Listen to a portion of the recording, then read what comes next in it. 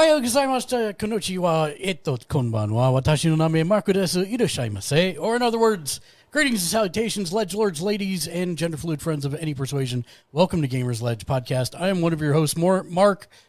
Joining me today is, of course, the man who makes everything else happen around here. It's Matt. Hi, Matt. Hello. How are things? Good. I was waiting for your thing to be up there. For I was like, what was the part about it? I was like, oh yeah, I got to look at the thing. Oh yeah, there. Yeah, the you got to thing's look popping. at the thing. I should have. We're very professional around here. Welcome in, everybody. First, let me give hellos and shout outs to everybody. Lions, tigers, and bears. Oh my! Welcome, Mama Chocobo. And hi, Nautico Love. Hello, Carly Quinn. Hello, Ewan. Yeah, dude. Thank you for staying up and saying hi. I know it's 3:30 over. That's kind of nuts. But welcome into the stream. Glad to have everybody here. Les OP, welcome to the channel. Hello, everyone. Hello. You did it right at the right time, so you covered your face. Thank you for the host, Les. I appreciate that. I was going to get to that in just 1 second. Before we get the podcast underway fully, I do want to do a little bit of housekeeping. First, I want to thank the new followers on Twitter. We're almost at 1,250 followers on Twitter, which is insane. At Gamersledge, if you want to follow us there for updates, scheduling, and free flow conscious thought posting, because that's pretty much all we do. Also want to thank the new followers on Twitch. We hit 1,000 today. Hooray! Which is kind of insanity. That means we are putting together our first ever Twitch subathon. But you don't even have to be on Twitch to get in on the action. I'll explain that in just a moment. I do want to thank our new followers in the last couple of days. Ader, More Than Pie, Patio Doors, Dark Botson, Dark One Sun, Carly Quinn, who's in chat, Des Clark 23, Torrent Tech Corner, Fatherman Got Twitch, Commander Falcon, Stu Willie 11, Local Mooses, Twitch Star 78, Michael Nightmare, Dark Ange 31, Systemic Shade, Sync 7, Marzican, Ferris Wheel, Sci-Fi Dad. I'm sorry, it's Ferris Wheel. I knew that too. Sci-Fi Dad. Oh, look, it's Ken.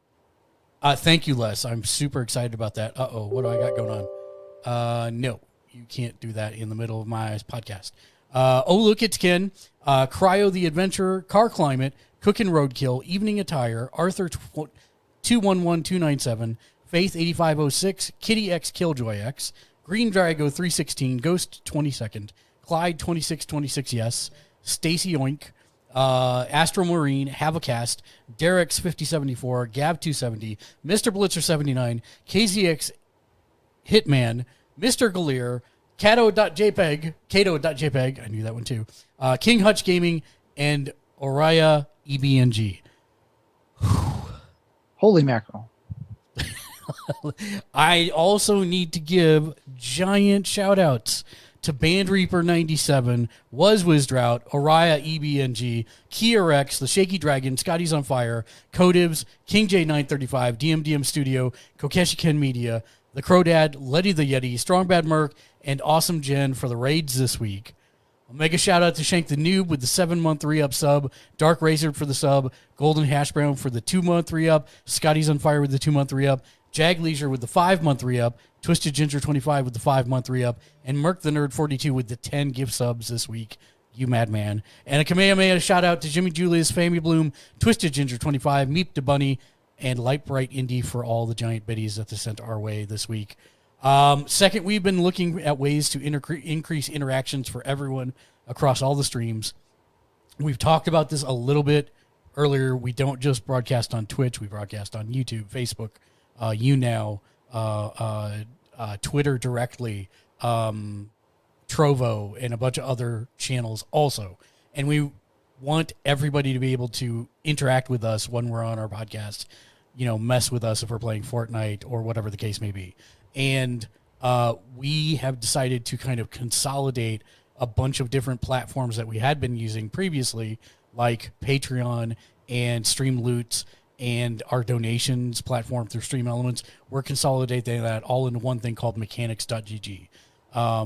It's a raid from Awesome Jen.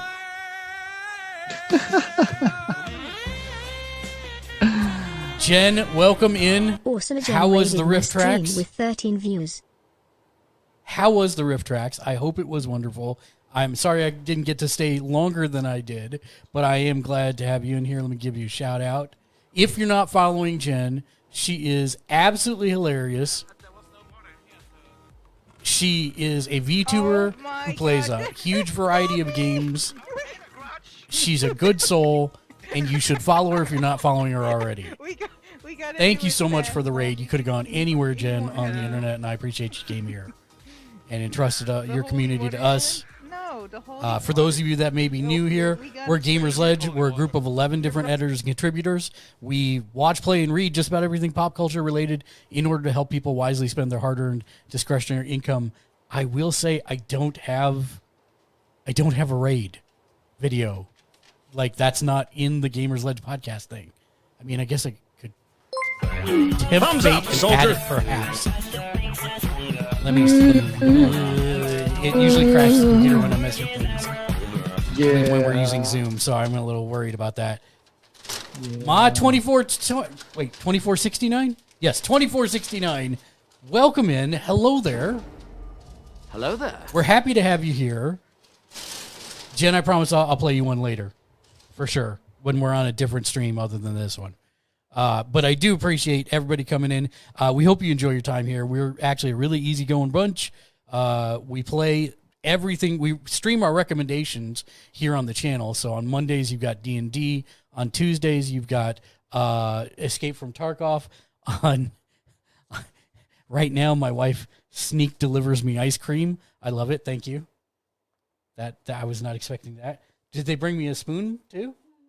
Yeah, I'm gonna need a spoon to eat it. That's for sure. Nope, just stuff yeah, your no, face. they didn't bring you a spoon. So she's like, "Do you need a spoon?" I'm like, yeah, kind of. Gonna need you in just a bit. So I'll be sneaking bites of that as the evening progresses. On Tuesdays we do Escape from Tarkov. On Wednesdays we do AEW Dynamite live reactions, which is pro wrestling, and then we also switch that over at about 7:30 in the evening to Community Fork Knife. On Thursdays, we do another tabletop role-playing game called Deadlands, and on Friday, it's either the Gamersledge podcast or every other week, it is Fun with Friends Friday, and the game changes. It's been Tiny Tina's, it's been Elden Ring, it's been Evil Dead, the game, so yeah, which we're going to talk about here in a little bit. Let's see, Gallic Gun says, "Oh, Jen isn't so bad. Do you want us to kill something for you on SRs?" I think I missed something. Stream Raiders. I got it. Stream Raiders. Yes. I was definitely missing a frame. Yes, I was missing what the SRs was as well. Yes, Talking Muffin Pro Wrestling, indeed. Let me start giving a shout out for some folks in here. Matt, you can help me too. I'm going to do Talking first. Okay. Talking Muffin is another fantastic streamer.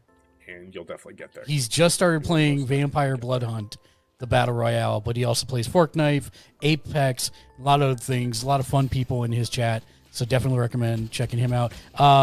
Ma, are you streamer as well? Gallic Gun, are you a streamer? Because I want to make sure I get you guys shout-outs if you are, and then I still got to go back and give Les a shout-out. Yeah. Shout-out Les, OP_. Absolutely. Tell me what kind of games you play, Ma. Skyrim Pepsi Man. We got it. Let's look at that. We have to see. Les has some of the most chill streams imaginable. I love hanging out when he's playing games because it doesn't matter what's going on. His heart rate never gets above 75. Pretty much, he's always cool and collected. I absolutely love hanging out with him. I'm not familiar with the games after, but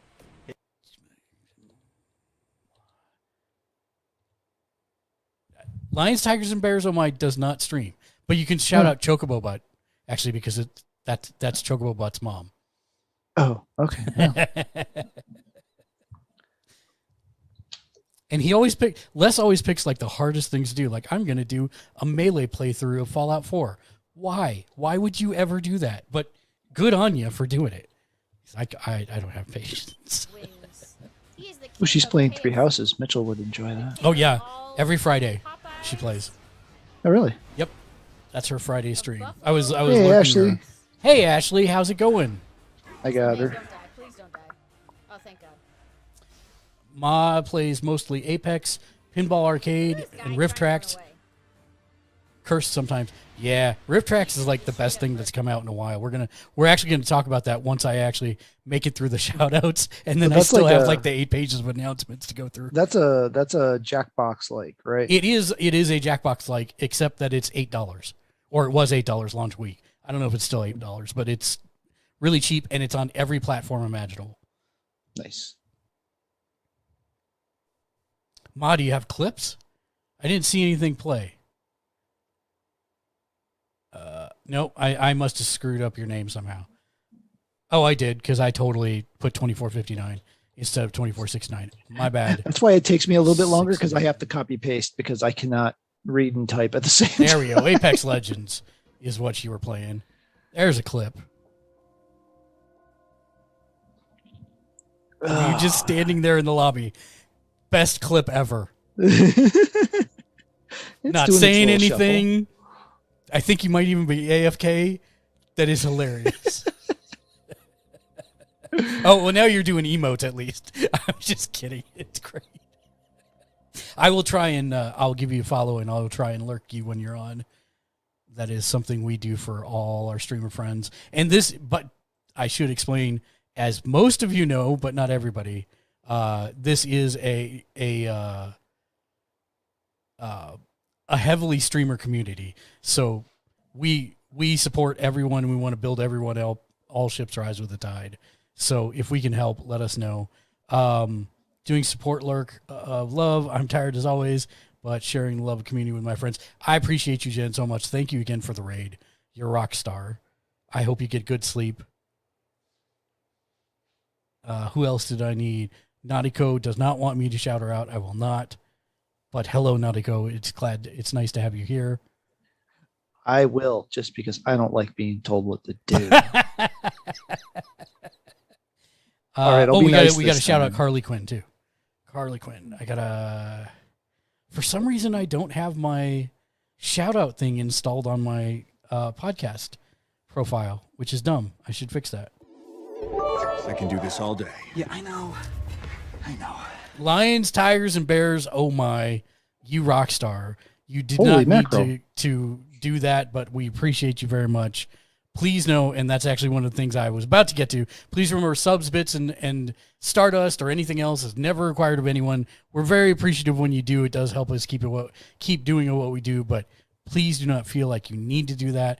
We're more than happy when people just come and hang out with us. For real. I can't speak for Matt because Matt loves to play single player games only. Although of all of our group, he is the most inclined to actually get on and play a game with me. So I'm not sure what that's saying about the rest of our hermetic group,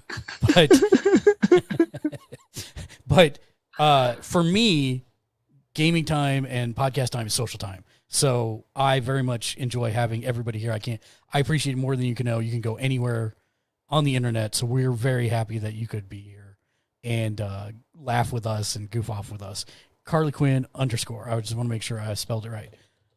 Carly Quinn _ Carly and I met today, and Nice. she was the 997th follow for us today. Because I was in Havacast's stream, and he was being nice enough to shout us out. And Carly was like, I'm 997. I said, yes. 3 more. But does it tells you when you tells you your number when you? It's been so long since I followed. I don't even remember. Did I get the No, number? now it just says 1K. I don't know exactly how much it is Okay. above 1K, because once you hit 1,000, it stops showing you the granular numbers. It'll show me when I hit 1.1 or whatever, and that's about it. Nautico says, Nice.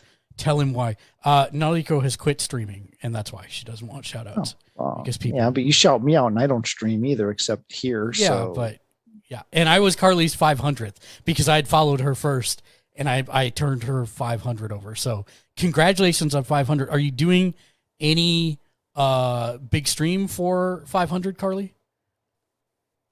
Or do you have plans for hitting 500?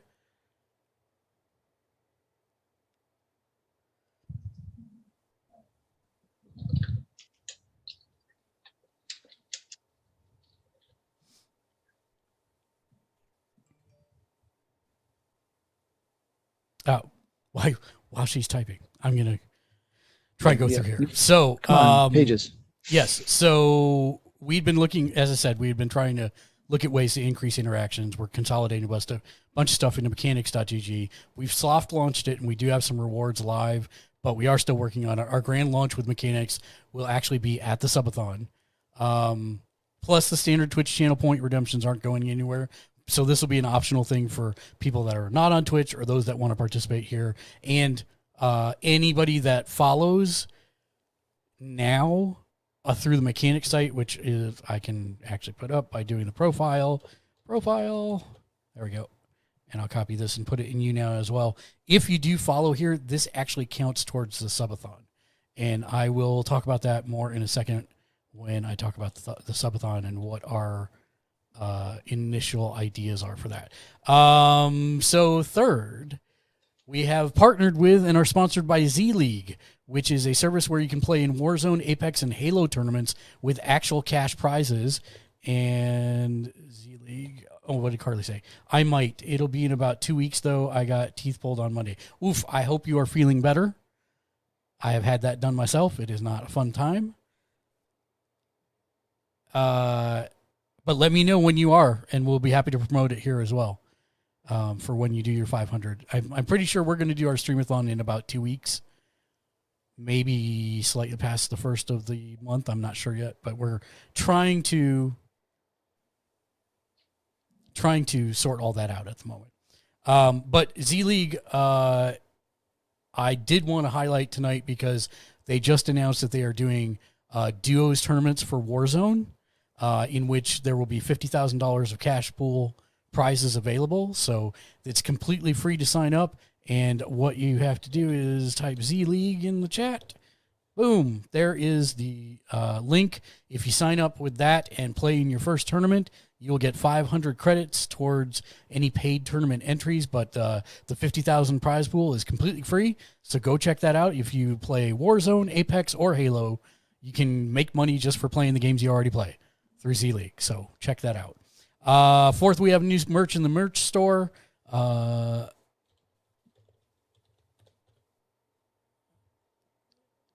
of our emotes and everything are on mugs, so that's cool. We've got some new t-shirts in there as well, so check that out. Fifth, we've also joined Streamers for Kids, which is a streamer group promoting Extra Life, which, if you're not aware, is a charity to buy sick kids in hospitals gaming equipment to make the things they're in for not quite as unbearable. If you'd like to donate and brighten some child's day, simply head to our Twitch page at twitch.tv/Gamersledge and go to the About section. There is a link to donate to Extra Life, our charity, and that will take you right there, and we'll get credit for it. And sixth, please don't forget to check in for 1 point in the channel point redemptions below the Twitch chat box. If you've not already, Twitch chat only goes back a little ways, and I have the memory of a sieve. So, but point redemption so up for a really long time. So please do check in if you can. Also, if you are hosting us, please let me know, just like Les did with the new 1 point. I'm hosting redemption since the Twitch alerts for hosting are not working. Hosting helps promote us, Mr. Algorithm. So if you're not already hosting someone else, please do consider giving us a host. Seventh, schedule for the rest of this week. Tomorrow at noon Pacific on Kokeshi Ken Media's channel, which I'm going to give him a shout out right now. Shout out Kokeshi Ken Media. At noon Pacific tomorrow, we will be doing AEW Rampage live reactions. It will not be live on TV, but it'll be our first time reactions watching it at noon tomorrow because we can't. It actually happens during this podcast, so that's no bueno. So, yes, we'll be doing that live on his channel. And then at Sunday, 2 p.m., streamer tech support, 2 p.m. Pacific. What is that? 2 p.m. Pacific, 4 Central, 5 Eastern. I have no idea what it is GMT, but we are doing streamer tech support. So if you've got questions about how to do something, you saw something in another channel and you want to recreate that for your channel, or you just want to implement something that you don't have, and how do you do it?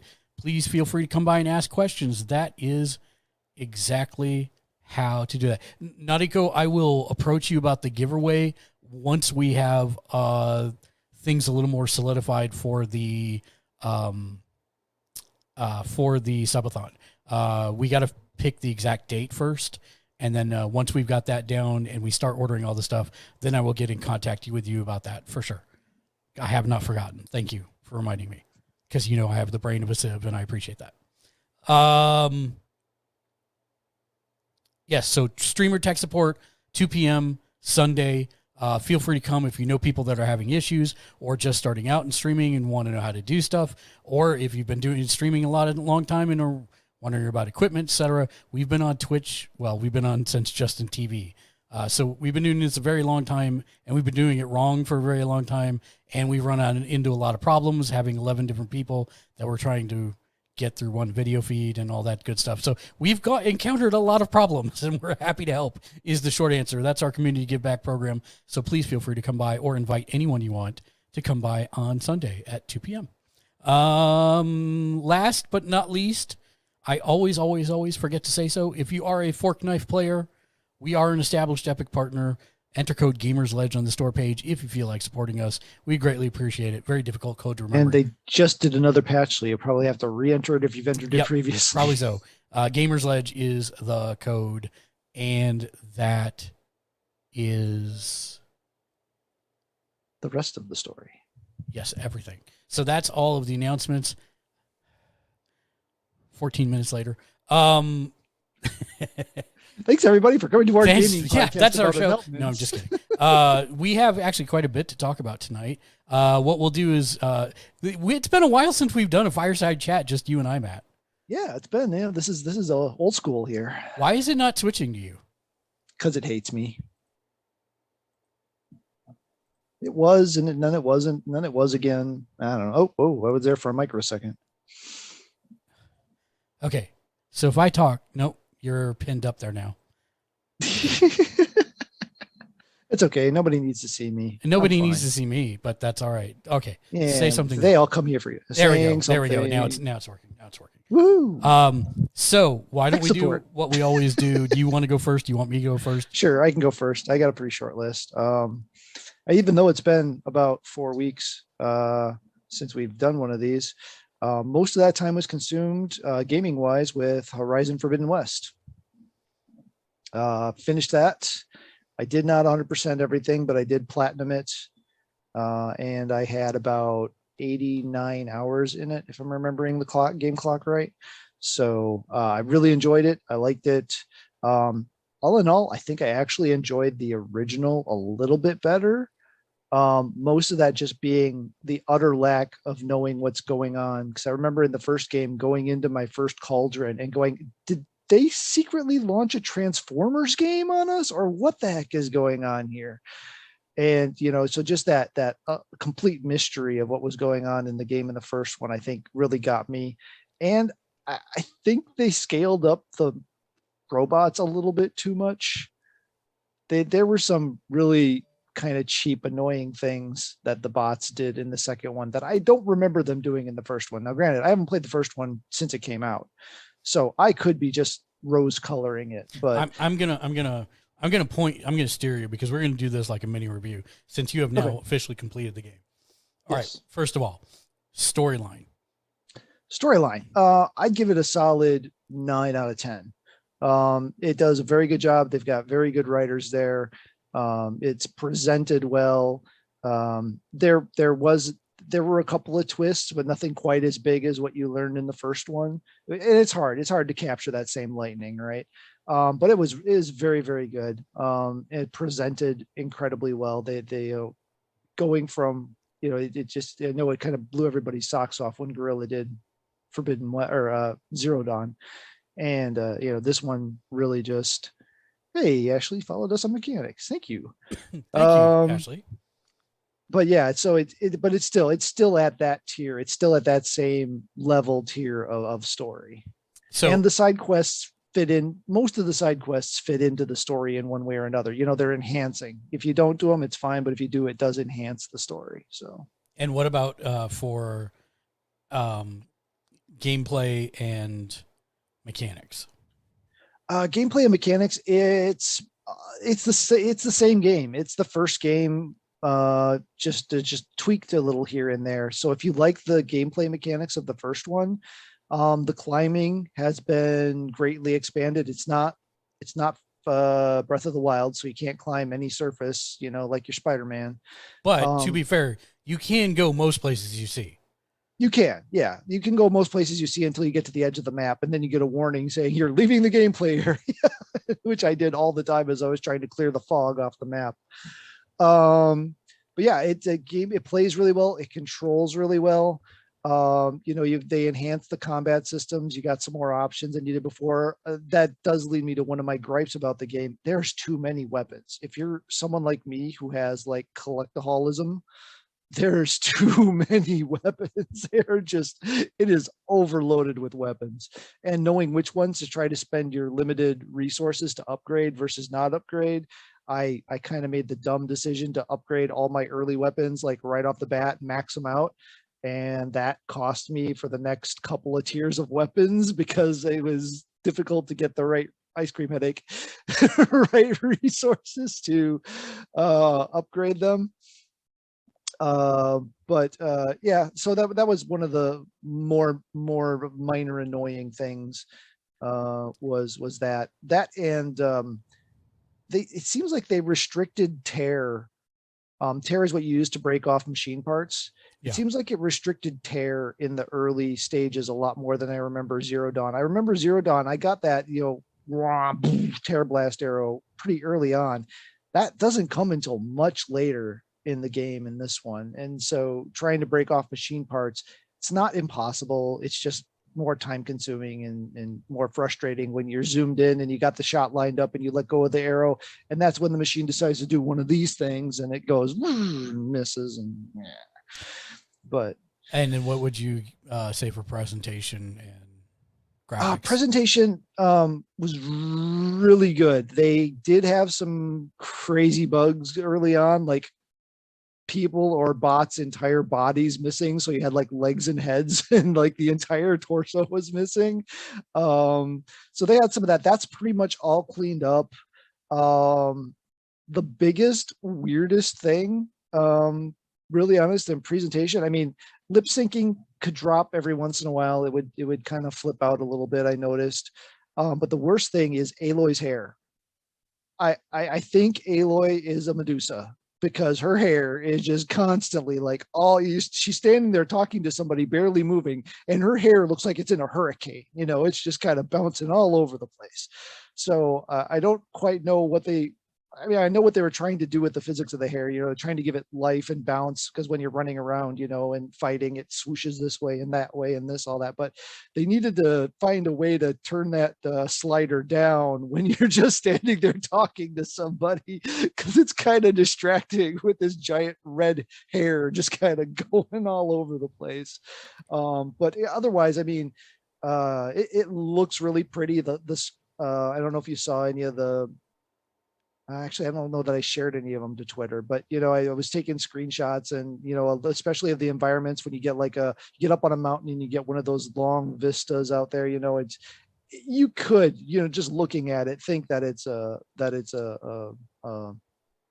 photo, especially the sky shots. The skybox was really, really well done. The moon shots are incredible. So what would you give the game overall out of 10, and how many hours did you spend playing it? Estimation. I was trying to remember what the game clock said. I think it was right at 90, I think. 90 hours.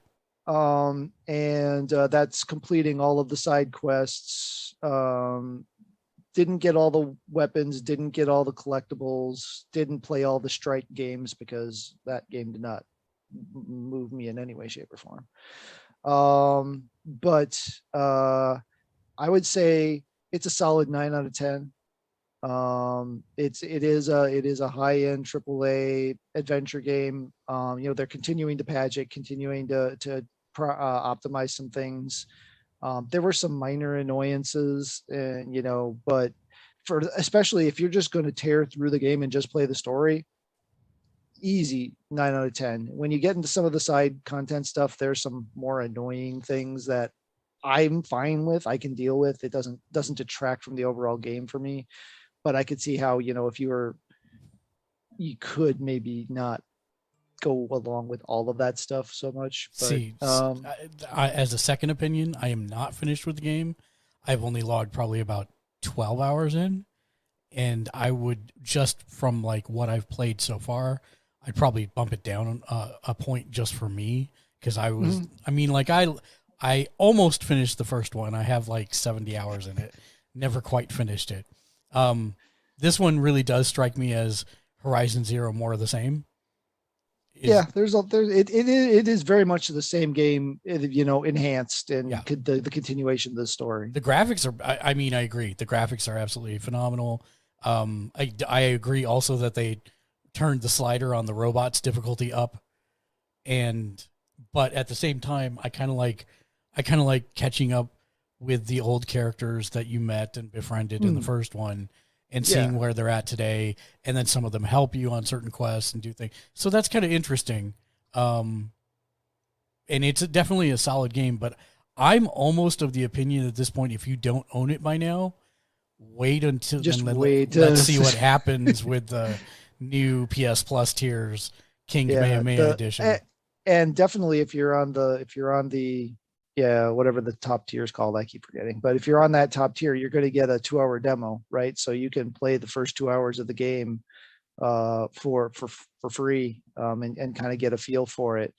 That'll definitely keep you within, unless you really burn hard, that'll keep you within kind of the tutorial mission from the very beginning.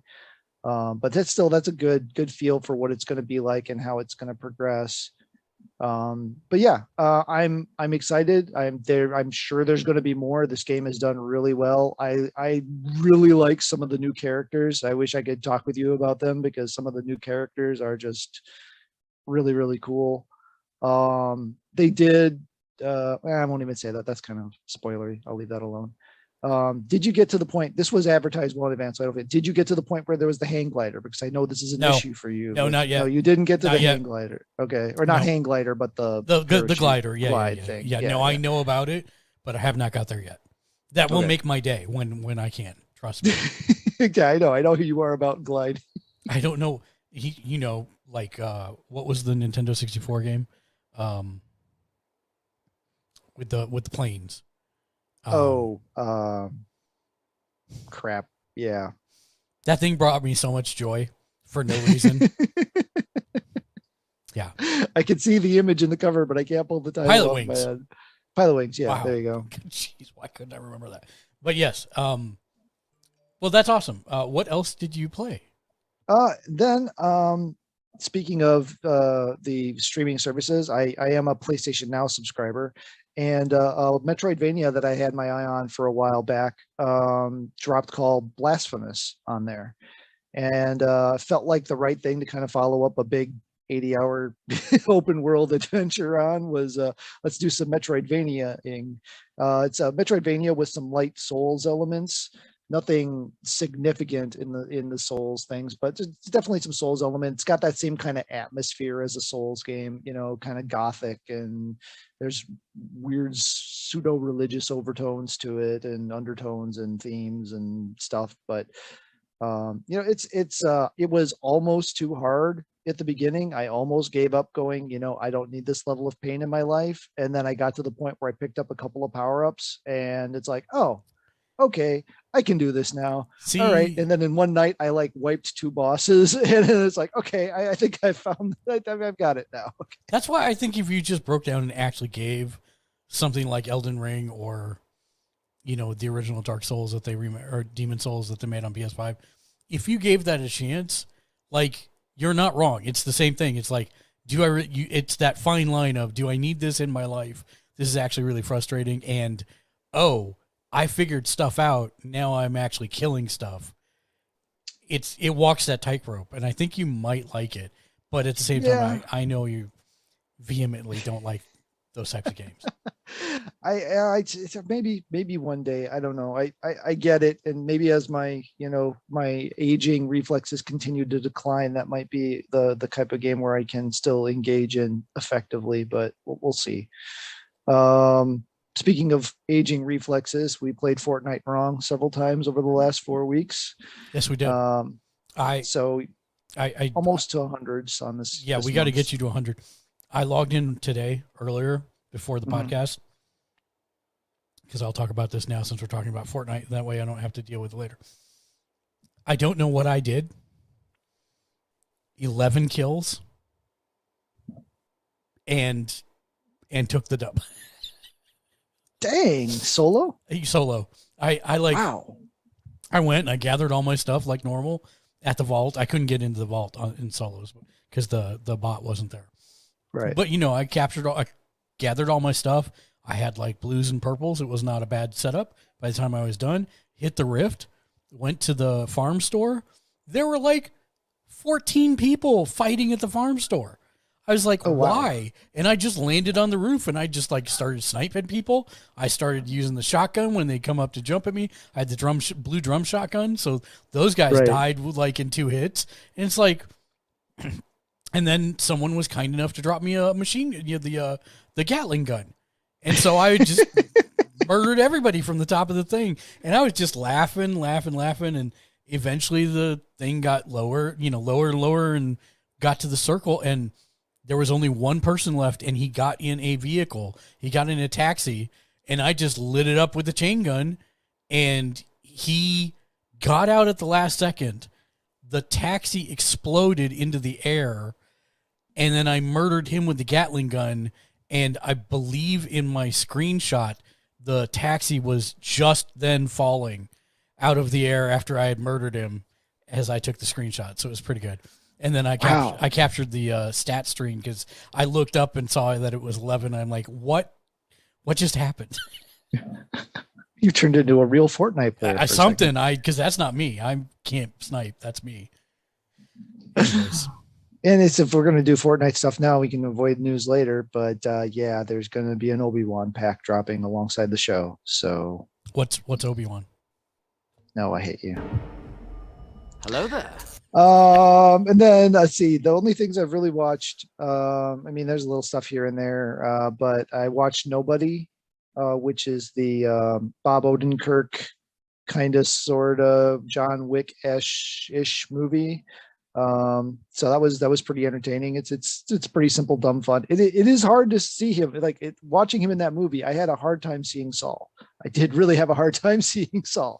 So it's interesting that he has that kind of range that can make you forget his other roles. But see, I've never seen Breaking Bad or you've never seen Saul. Okay. I've only seen him in Mr. Show when he was, a variety comedy routine. Yeah. So, and this is very much not a comedy, but it's not a comedy because you said it was not at all. Funny fun time. It was funny in the kind of like it's not as serious.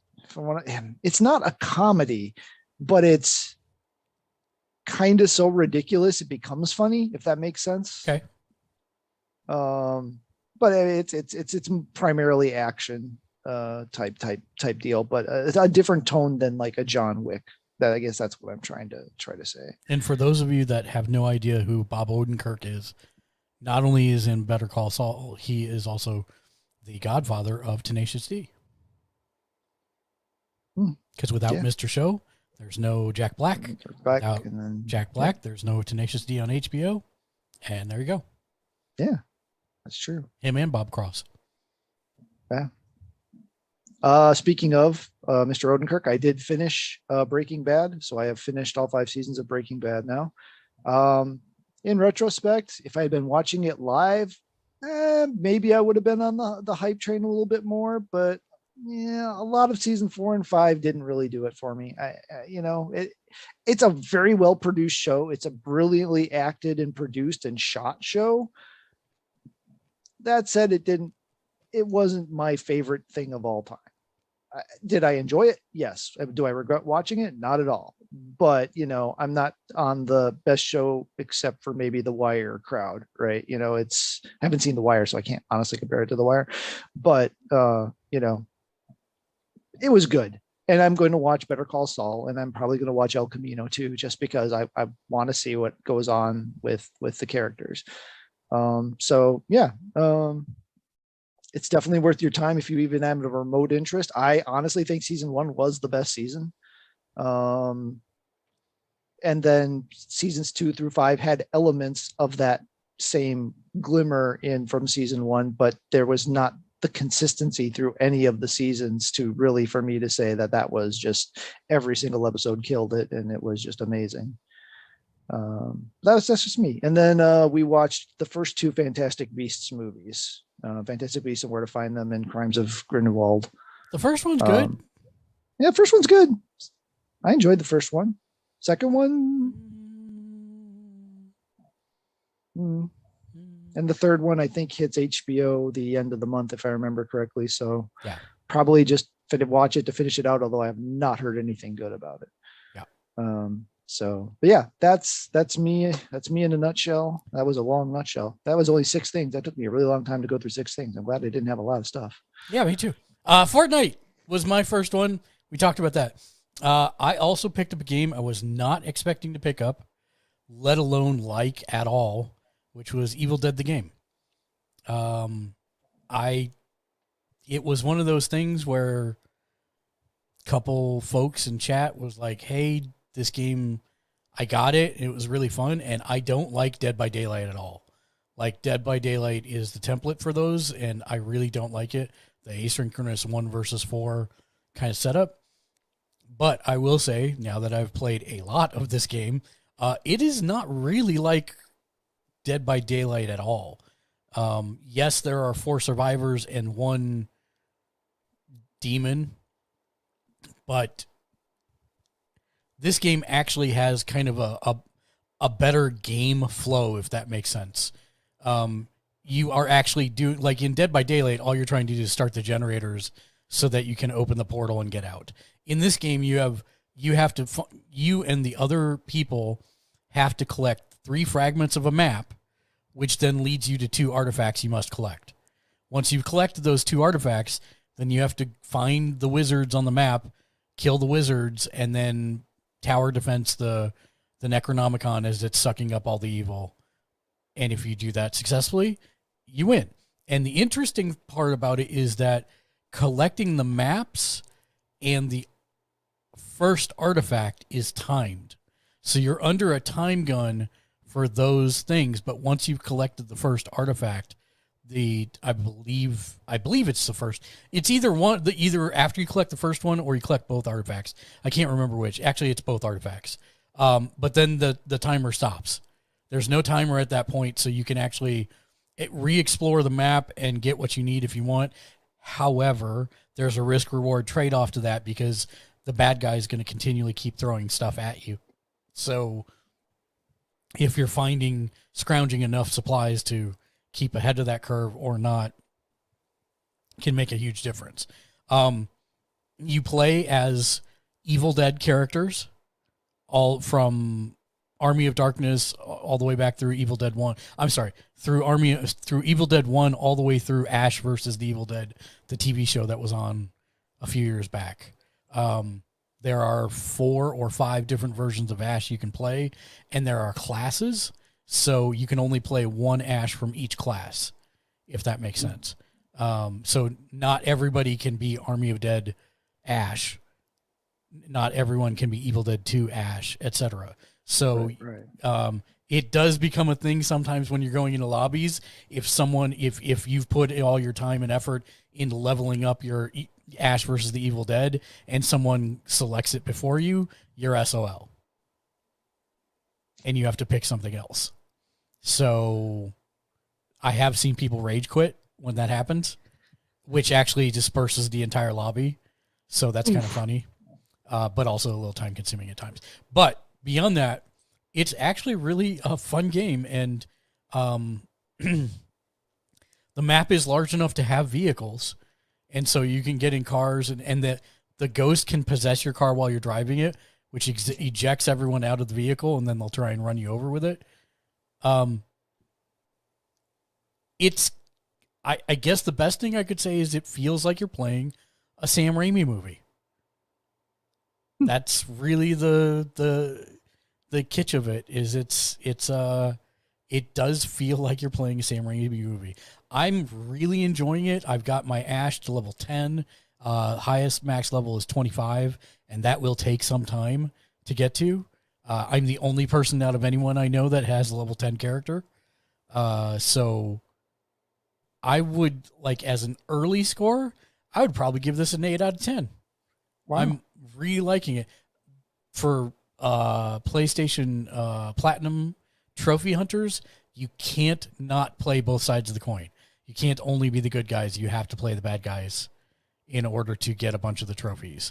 So I'm not really looking forward to that because the good guys are third person, the bad guys first person. And so I'm not real big on first person action or shooters, and it's real slidey as the first person. I don't know how else to say that. The controls are really slidey versus the camera. So I'm not looking forward to that. But I am so far really enjoying. And the most surprising thing is there is a single player mode that is not advertised anywhere. There are challenges that actually take you to things that happened in the movies, and you have to replay what happened in the movies while fighting off all the bad guys. And if you do so, you unlock new characters that you can't get any other way in the game. So that's kind of interesting. Hey, what's up? Sky, thank you for the lurk. I appreciate you. Enjoy the Fortnites. Get those dubs. And Ashley, thank you for following on mechanics.gg. Did you see the alert come up? I didn't see that anywhere. Yeah, I said it was during my thing. And did it show up on the screen, or did it just show up in chat? No, it showed up on the screen. I happened to be looking at my face at that point in time, and it popped up over my head. I guess since I'm... you spelled it wrong. Did? Yeah, it's 2 eyes. Shout out Cosmic Vixen. There's 2 Cosmic Vixens, a single eye and a 2 eye. Yes, there we go. Oh, dear. Well, and she's playing the fork knife right now, which I'm super happy about. So yeah, that's Evil Dead the game. I actually played some Apex Legends this week. Not because I wanted to, but because friends were playing it and I wanted to hang out with friends. So I played it. And it went about as you'd expect. Goose eggs for stats. Also played some WWE 2K22, just more refinement of the roster and preparing to actually start putting together my universes. A game released a couple weeks ago that we have not talked about yet, which is something that I had been waiting for a long time. It's Rift Tracks the game. And we played a couple rounds of it on one show on a Fun with Friends Friday, and it was hilarious. I can say that one of the goals for the subathon will be a not family-friendly Rift Tracks the game night. So that will be one of the goals. We'll talk more about the subathon when we're done talking about all this stuff. I also beat Tiny Tina's Wonderlands finally. Oh, wow. And I guess what I would say is that this is a really solid game that in general pokes at every D&D trope that there ever has been or ever will be. But in between it, there are very good nuggets of storytelling. For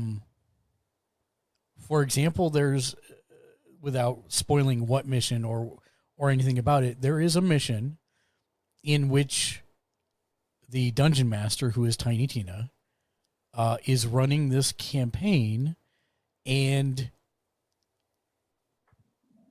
she's trying to force an NPC down the players' throats that they should be friends with her. And the players are not having it. They're totally suspicious of this NPC that Tina's trying to force down their throat. And eventually she sets up some rules that if anyone says a certain word, then that person's going to instantly be immolated to death and die. And she accidentally has the NPC say it. And the whole time, it really was a good NPC character, and she draws the equation that if they didn't want to like the NPC, then they must not like her, and they're not going to want to continue playing the game with her. Which, that's a thing that happens at tables for real, all the time. And it's like, it's super kind of meta when you think about it, but at the same time, it's a thing that happens. And I was playing a side quest in the game that was so good that I want to incorporate it into a game. There were 0 jokes told. It was actually a serious tragedy of a story. And when I finished it, I'm like, my God, there were no jokes. And they slipped an actual D&D storyline in here that I think was awesome. And so overall, I would say that the game is, it's Borderlands, right? So you're still always looking for the next big gun that's going to be stupid overpowered and give you phenomenal cosmic powers. But at the same time, they have enough there. They have the escort quests in which you have to escort Claptrap, even though you really want to kill him, and they have the shopping adventures. They have you name it. If you've ever laughed about it in D&D, it's represented in this game. I think it's possibly the best game they've ever made. And I'm not saying that from a mechanics standpoint necessarily. I'm saying it from we've put together like something that's so tight in its lore and its own, it's its own thing, even though it's built on the Borderlands engine, that it's really good. I highly recommend it for anyone that likes role-playing or shooting. I've logged, I think, 45 hours into it. And I would give it probably a 9 out of 10. It's pretty doggone solid. There is paid DLC for it out already. I have not bought the DLC. I don't know what it does or what it adds to the game. I do think that if you were just burning through on story, you could probably easily finish the story in about 15 to 20 hours. I've just been doing a lot of side quests and goofing off and not really... I've been doing a lot of collectible stuff as well. But I do think it's like... I like it better than any of the other Borderlands game altogether. Wow. So, and it's a first-person shooter. And it is a first-person shooter. But on that one, I don't feel any problems. On Evil Dead the game, a little bit of because it's sliding, a little bit of problem. Yeah, it sounds like it's really a third-person game, so it's kind of weird that they put you in the first person as the solo character, because you think you'd want third person for all the screen advantages that provides. Plus, third-person games zoomed into first person never work. Well, it actually does work okay, and you can possess or summon things to inhabit as third person, but most of your time you're spent in first person. I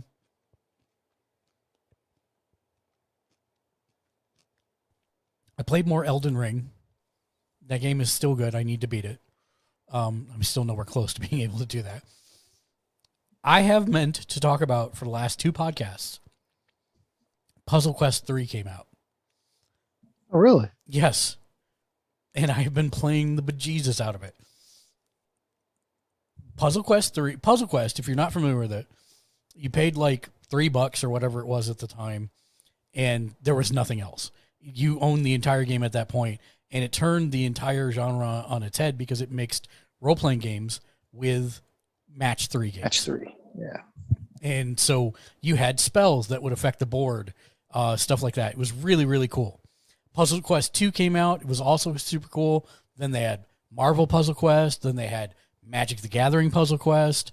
And they were all good, but they started to embrace that pay-to-play model.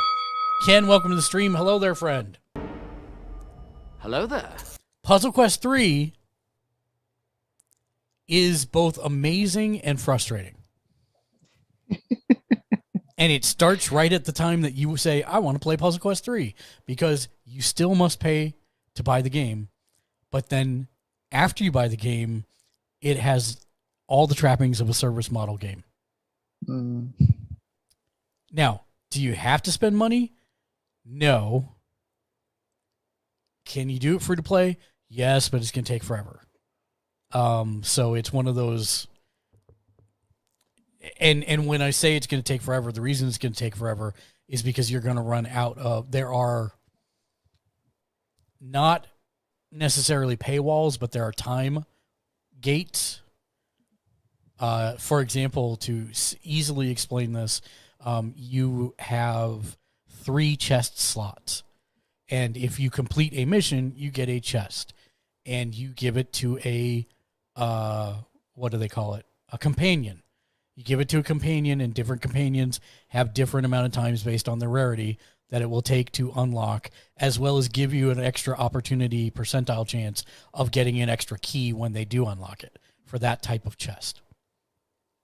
Now, if it's one of the first 2 tiers of chests, you're going to have plenty keys just playing through the story to open them instantly and not have to take up a chest slot. But if it's anything above those first 2 tiers, which commonly happens, then you're looking at anywhere from 3 hours of unlock time to 24 hours of unlock time. And you only have 3 slots. You can do VIP for $9.99 a month. That gives you a 4th chest and a bunch of extra things and the battle pass and all that type of stuff. You can do that. Or you can choose not to. But what's amazing about it is you now pick a class at the beginning, and I chose Assassin.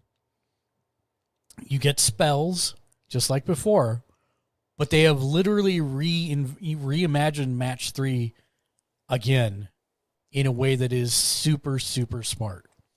Now, instead of making one move, you have a time bar, and you make as many moves as possible before the time bar is reduced to 0. And you can move things diagonally. Which completely, like, at first you're like, oh, that doesn't seem like it'd be a big deal. It's insanity how many combos you can put together just by moving something diagonally that you couldn't have ever done before. And they have other mechanics that you slowly learn over time. Like, for example, if you're able to match an entire horizontal row of gems, then it automatically stuns the creature for a turn. And stuff like that. So I've been playing a lot of it. It's really, really fun. There are a lot of negative reviews online simply because it's embraced the games as a service model. Right. That hasn't really deterred me. I will play it for like 45 minutes a day and then set it down and not worry about it. So you can definitely play it without having to pay anything. It is a lot of fun. There is a lot of grinding. You know, you need to get certain parts in order to upgrade your gear past a certain level, and that means you have to go back and either use tickets that you've earned over time to instantly replay the dungeon and get the reward, or you'll actually have to grind it out and play the things. So it's kind of like an MMO, sort of, and there is supposed to be multiplayer so that Matt, you and I could like tackle a dungeon together, but I have not gotten far enough to unlock that yet. And I don't know how that works, but I'm interested to find out when I get there. So anyways, Puzzle Quest 3, I've put like probably, I started playing right 2 podcasts ago. So that would have been a month and a half ago. Yeah. So I probably have at least 30 hours into it because I play it daily. I would give it like a 8 out of 10. Oh, wow. There are some difficulty spikes that are a little weird, but once you kind of get the hang of upgrading your gear and your spells, it's not as onerous. But there are times where like I have power level 700 gear and I'm fighting, you know, power level 595 monsters, and the first one murders me before I even get to the other 2. So it's like some of that's a little incongruous. But other than that, I really like it. You had a question, Matt. Oh, just you 8 out of 10, even with all the subscription and all that stuff in there. Yeah. I mean, you can subscribe to it and probably make your time faster leveling up and that stuff, but I haven't seen a real need to do it since I only plan to play it for, 20 to 40 minutes a day. I just fill my 3 chests up and then put it down, and then next day do all my upkeep, open the chests, upgrade my gear, do another 3, rinse and repeat. So I really like it a lot. And the fact that they change how you work with it, which a lot of people hate, I actually think it's brilliant, because you're breaking every trope of match 3 that they've ever had just with that diagonal. It's crazy. Right. It's crazy how much it changes the game. Played more Phasmophobia. That game is still stupid fun. At some point, hopefully we can play it, Matt. I also played Champions Online. And Star Trek Online. And I also played Meet Other Streamers while they're here in Vegas. Earlier this week, I met Trash Panda. He was awesome. We had a lot of fun together. We went to a couple game stores and talked a lot, and it was pretty nice. So they'll be back. I think they're coming back once a month. So meet up with them. And then I also found out there's another big streamer that lives here in Vegas that's super cool and awesome. And his name is Andy, or Havacast. And if you are not following him, you should go do so, because he's awesome. And I just put him up. I think he's streaming right now, actually. Or he was when we started. Oh, nope, it looks like he raided out. Celebrate my parents. He sure They're did. the ones who fucked. I didn't even do anything. Yep, he raided out. But anyways, what have I watched? Wall of Chefs.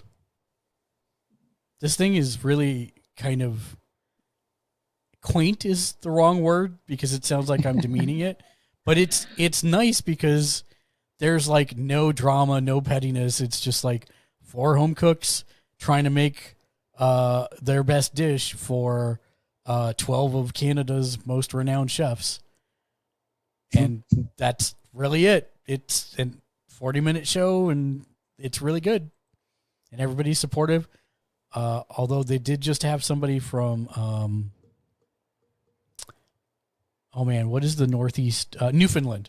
They had somebody from Newfoundland, and I could understand the words she was saying, but it was like listening to someone who put the wrong emphasis on every syllable, and I just literally like, please do badly on your dish so you can go home so I don't have to hear you anymore.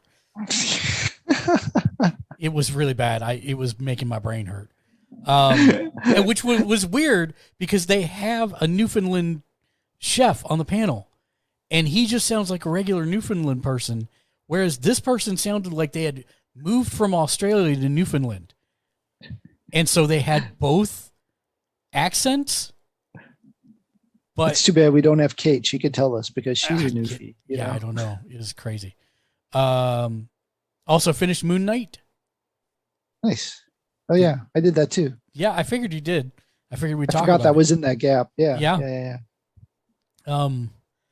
I saw some people really hating on it. I really enjoyed it.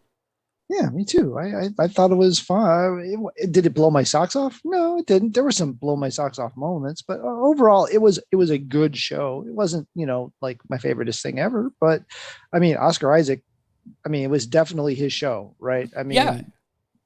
It was his show, and he ran with it, and two of him screaming like a little girl at one time at the same time. I did watch the honest trailers for it. And they were like, if you want to showcase for Oscar Isaac making bold acting choices, this is your vehicle. And I'm like, and then they just showed him in every shot where he was like, it was pretty good. It was pretty good. It was kind of almost his audition to be a character actor, because I don't really think of him as a character actor typically, but that was kind of what he was doing there, was playing character actor bits. I love the whole thing from beginning to end. I thought it was great. I thought it was, I do get that there is the critique that almost every important moment was robbed from us in a way.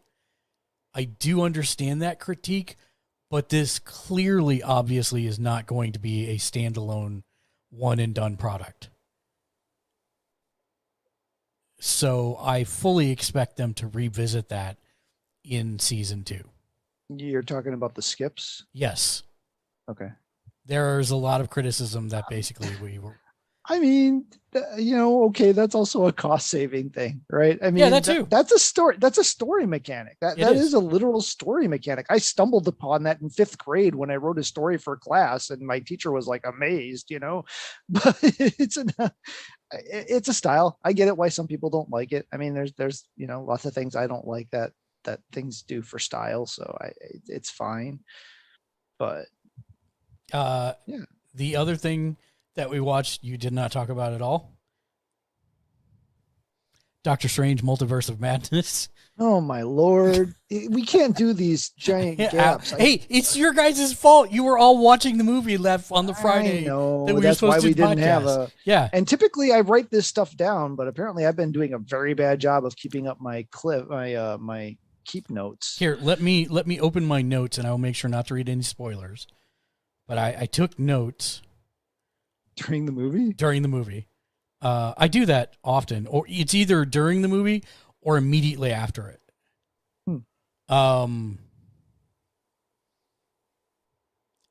We got a bunch of cool cameos. Yeah. One I don't mind spoiling because it was for like 6 frames of the movie. We got the Living Tribunal, which is like, for me, you could easily miss. That's I mean, that's as high as you can go. The fact that we got abstract entity cameos.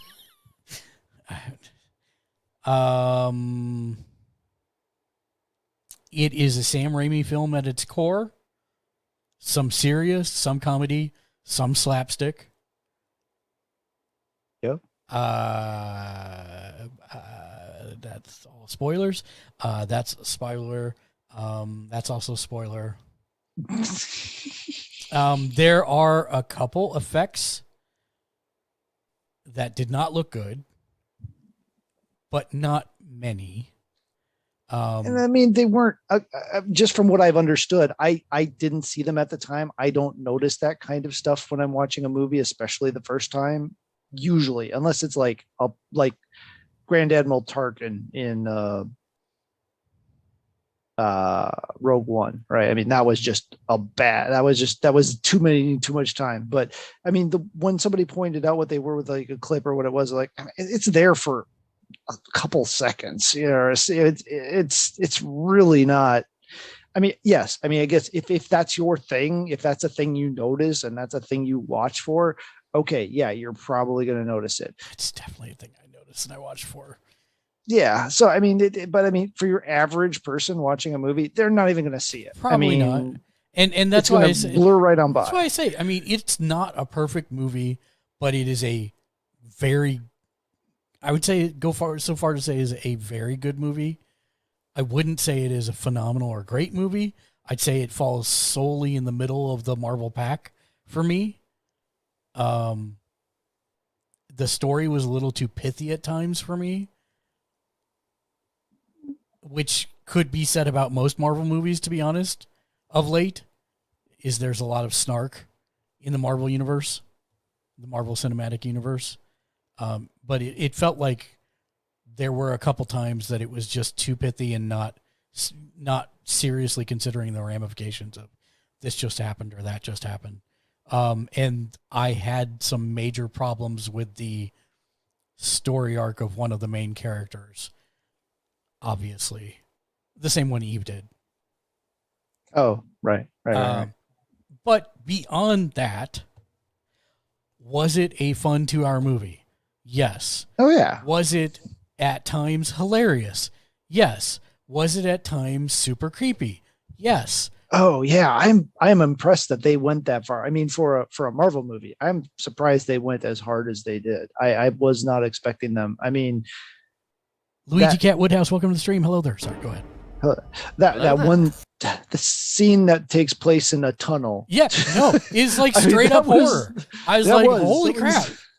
I was surprised that it went that hard. I'm like looking at some of the younger people in the audience. I'm like, okay, hopefully nobody's gonna start freaking out here. I mean, and that's to me the best.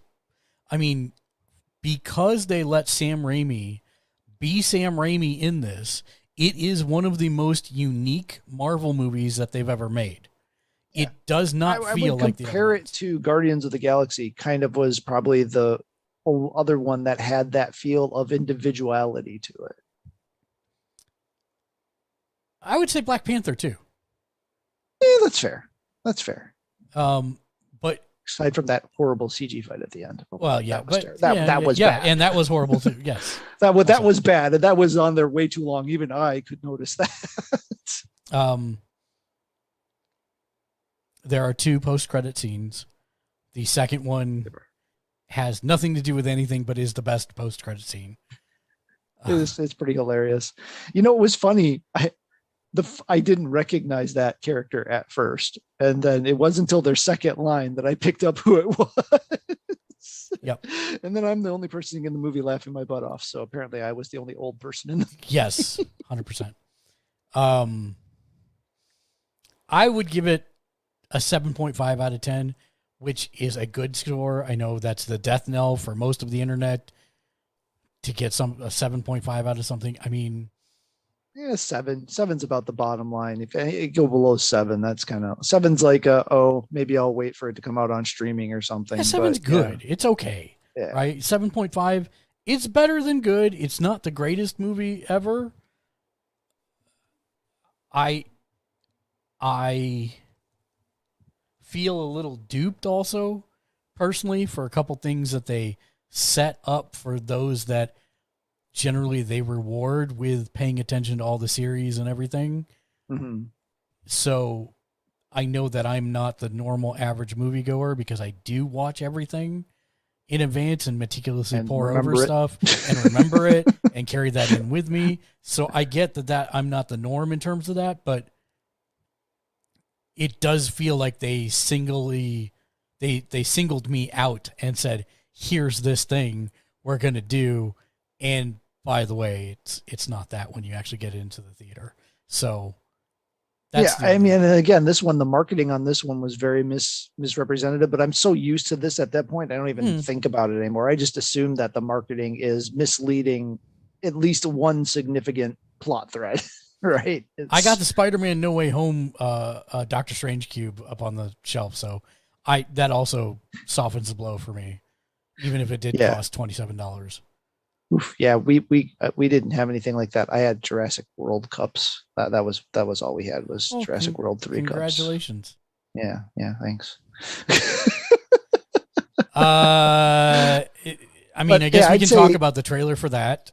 I would just quick throw that I've only seen it once, which is weird. Usually by now I've seen it at least Marvel movie at least twice. Off of the one viewing, I'm sitting at probably about an 8. For me, it's I don't try to number them anymore. I just try to kind of put them in a bell curve, right? I've got my lower third, my middle third, and my upper third. And it's depending on the second viewing or third viewing, it's either bottom, upper third, or top, middle third for me. I just really like the uniqueness of it. I liked how they let Raimi run with it. I know I get there's nitpicks, there's things, right? And it depends on what your thing is, right? You saw those effect things when I was watching it. I didn't see it. There's people there's things like one of the characters' hair changes lengths. So that's from the reshoots. And I'm like, did the character even have hair? It's not like something I'm noticing when, I'm watching the movie. Right. So, I mean, if you're that way, you're going to find a lot of little things to pick at, and it could sour your experience. If you're like me and you just go there and you're just letting the ride go, you're going to be perfectly fine. You're going to enjoy this movie. Especially if you enjoy Sam Raimi's work. Yep. And oddly enough, the thing I noticed, unless he was a CG character, no Ted Raimi. I did notice that. And then I vowed to look at it the next time I watch the movie. Because I'm sure he's in there somewhere. I did not look at the credits. Yeah. So I'll research that later. But anyway, that was just surprising. Usually he's somewhere really obvious, just like, James Gunn brother is somewhere really obvious in a movie of Yeah, his, you know, exactly. somewhere. But I forgot to also say that I played Escape from Tarkov.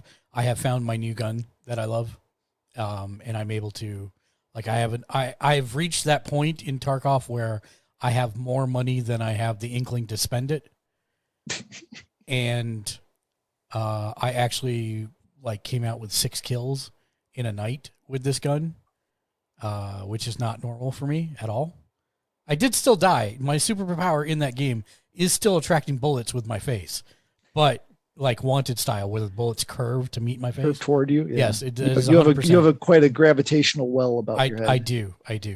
But this did make it a little bit more fun because I was able to. It's a RPK 16 with a 90 round drum and a silencer.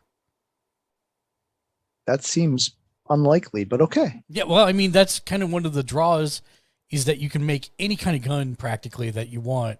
So for people who like to customize guns or build guns and stuff, this is a big draw for the game also.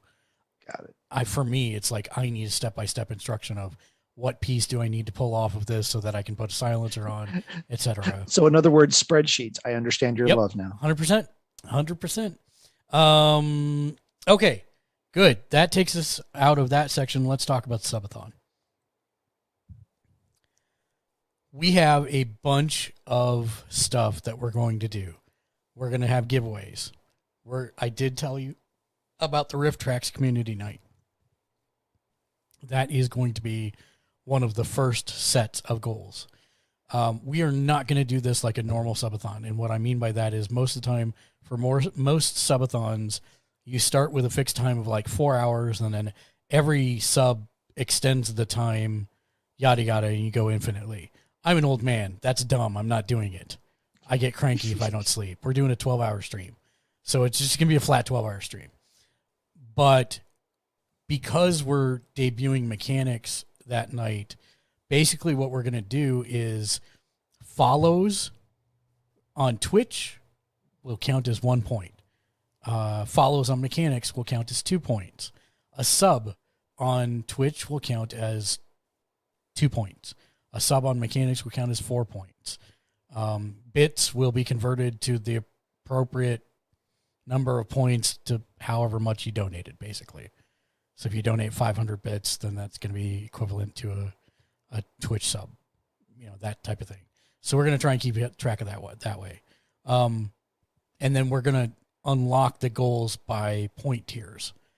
And the top tier, which I don't mind sharing because that's the whole reason I'm doing it, which we haven't finalized exactly how many points that's going to be yet.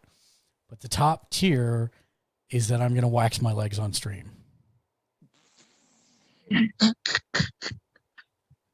And Matt is laughing because Matt knows that I am Shellknob, Missouri's hairiest man official title. And Lexi is the one who is going to be doing the waxing. And she is like, I have an opportunity to hurt you on stream. I'm in. So, I have visions of 40-year-old virgin. Yep. Nope. 100%. I'm just imagining that my legs are going to be like a bloody mess by the time it's done. So red. We're going to, let's just say, I'm going to be aggressive with these goals only because if I can avoid, I already know Shank's going to come in and legit throw a bunch of, no, Nautico. No. I have sensitive skin, but it doesn't matter. We're doing the waxing for maximum amount of pain. That's the point. That's the whole point. And so, yes, it's going to be the big goal. And I will eventually release a flyer with all the different things that we're going to do and give away. We have to order some stuff, which is one of the reasons that we're this will be in like 2 or 3 weeks, and we're going to advertise it in advance.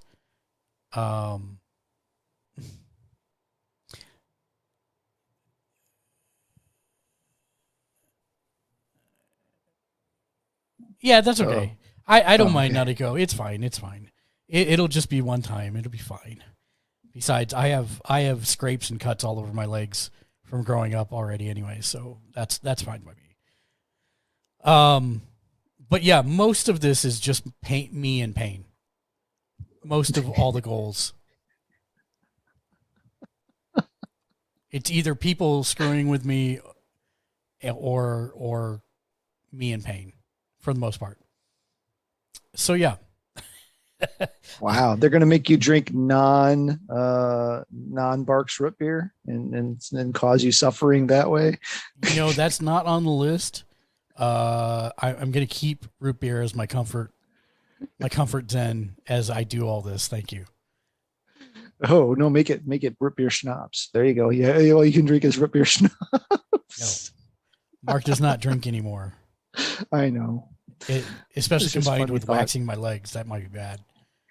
So yes, that's the subathon. I will, as we get a little closer and we start getting some of this stuff in, I'll post the date.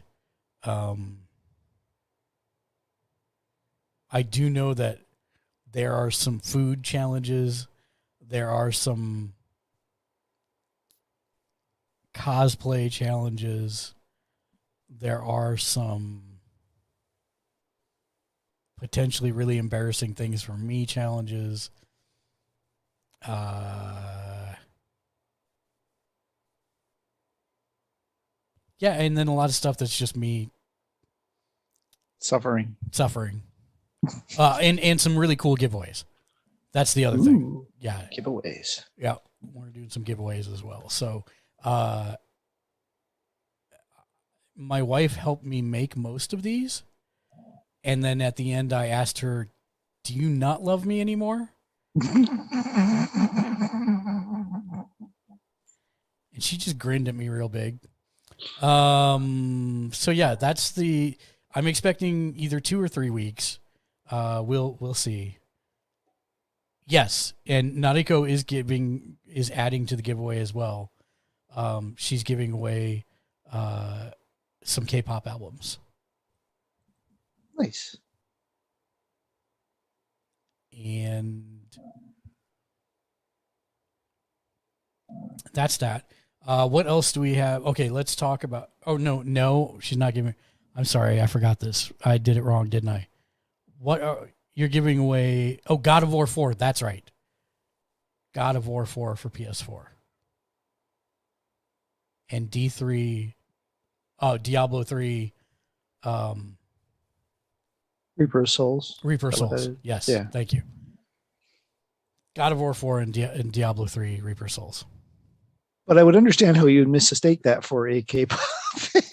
I did look at D3 ROS and thought it was a K-pop band that I just was not familiar with. So, my bad. I told you I have the brain of a sieve, the memory of a sieve. Matt can attest. He's known me long enough. He knows that it's true. The holes in the sieve are really big too. I owe you like $2 for that mishap.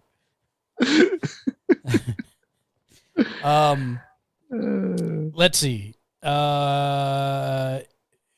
You got the Top Gun preview, yes? Yes. Yep. I have no desire whatsoever to go watch that movie. That 8-minute preview did not help. That actually hurt. That hurt. Yeah, it actually hurt me too because I was almost on board until, spoiler for a preview of a movie that you might, if you want to skip 30 seconds starting now, that one of his students was Goose's kid. That just kind of killed it for me. I didn't even care about that so much. It's just like a pissing contest.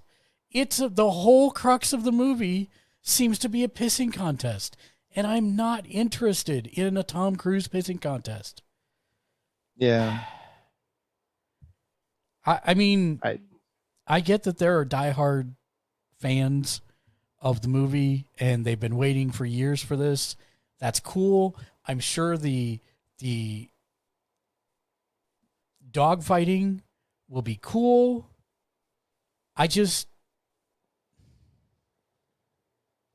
don't know. It's just not for me. I'm kind of hoping they don't go too hard into the realism, because they seem to kind of be pushing that this time it's going to be more realistic. And I'm like, that's not what I'm going to Top Gun for. Right. I'm going to Top Gun for Ace Combat 4, right? Yeah. I don't care how many missiles the damn plane can hold. Yeah, I don't know. Well, I will probably watch it at some point anyways, since it's basically free for me to watch it. But yeah. I'm not. I can't say I won't watch it, because I'll inevitably watch it, because either I'll end up just wanting to watch it for some reason, or my wife will want to watch it or something. So we'll watch it at some point. But I mean, that's one of the things I can't recommend, like the AMC A-list thing enough. Mainly if you have an AMC around you, because it basically takes the logistical issues with seeing movies away. You get 3 movies a week that you can go to, IMAX, whatever, and you don't feel as pressed for your money to not make a bad decision, because you could try something that's outside of your boundaries and actually find something. I do very much want to see Firestarter. That looked like it would be pretty good. I lost you. You still in Zoom? I am in Zoom. Did Zoom crash? No. I'm still. Oh, what just happened? Well, I guess Zoom.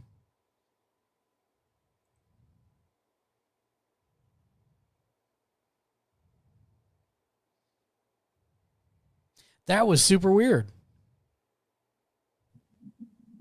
Can you hear me? Yeah. Sorry, I had to mute I unmuted the Twitch thing so I could hear what's going on there, and then I had like 3 marks. I mean, it talking was in my still head. working for me. You just froze, and so I thought you were weird. Yeah, and it seemed like you had completely left the call from my perspective, so that was super weird. Yeah, Okay. super weird. But I really want to watch Firestarter. And yeah, I'm intrigued by that one. It's obviously very different from the original and from the source, but I don't think it'll be that different. I mean, the whole superhero angle thing that they seem to be pointing to from the trailer is pretty different. But yeah, but that's just, I mean, it's modernizing. Yeah, it, right? it's just casting modernizing current, it to right. current climate. I'd say as long as it's thematically the same, that's the thing I couldn't really tell from the trailer is how close it is thematically to the original. But I don't think we talked about the Avatar trailer yet. No. I mean, 10 years too late. Yeah. My wife would totally want to watch it because of all the pretty colors, which that's not It a was knock on pretty. my wife. She loves anything with bright graphics, bright colors. Yeah. That really crisp. It looked good. I mean, in terms of appearance. Yeah, no, the graphics look great. But yeah, exactly that. I'm not like, oh my God, I must go see it. It's Avatar 2. I didn't like Avatar 1. I mean, how do I say that? I thought Avatar 1 was fine. I never got into the hype bandwagon that was Avatar 1. And I don't understand it. And I probably never will at this point. Because I think this movie is 10 years too late. Yeah, I mean, it missed its window by so long. Now, this could come out swinging and be amazing. And if it is, wrong, that trailer did not show it. No. But, not everyone's great at making trailers. That is true. Talk to Sony.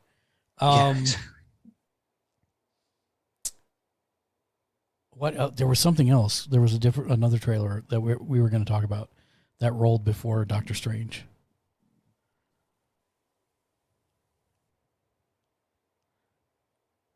He has the memorying of a sieve. I have the memorying of a hummingbird. It was actually the main one that I wanted to talk to you about. Of course. And then I got sidetracked on the first one we discussed, which I don't even remember what that is now because brain of a sieve, memory of a sieve. Was there a trailer that just dropped? Yes. She-Hulk. We need to talk about She-Hulk. Yeah. 80s, man. Yeah, I don't have ADHD, surprisingly. It's not attention deficit. It's literal memory deficit. MD. Just put an MD after my name. There you go. That wouldn't be ever be misinterpreted by anyone. Never. As anything That wouldn't else. be. Everyone would know exactly what that meant as soon as they see it. She-Hulk.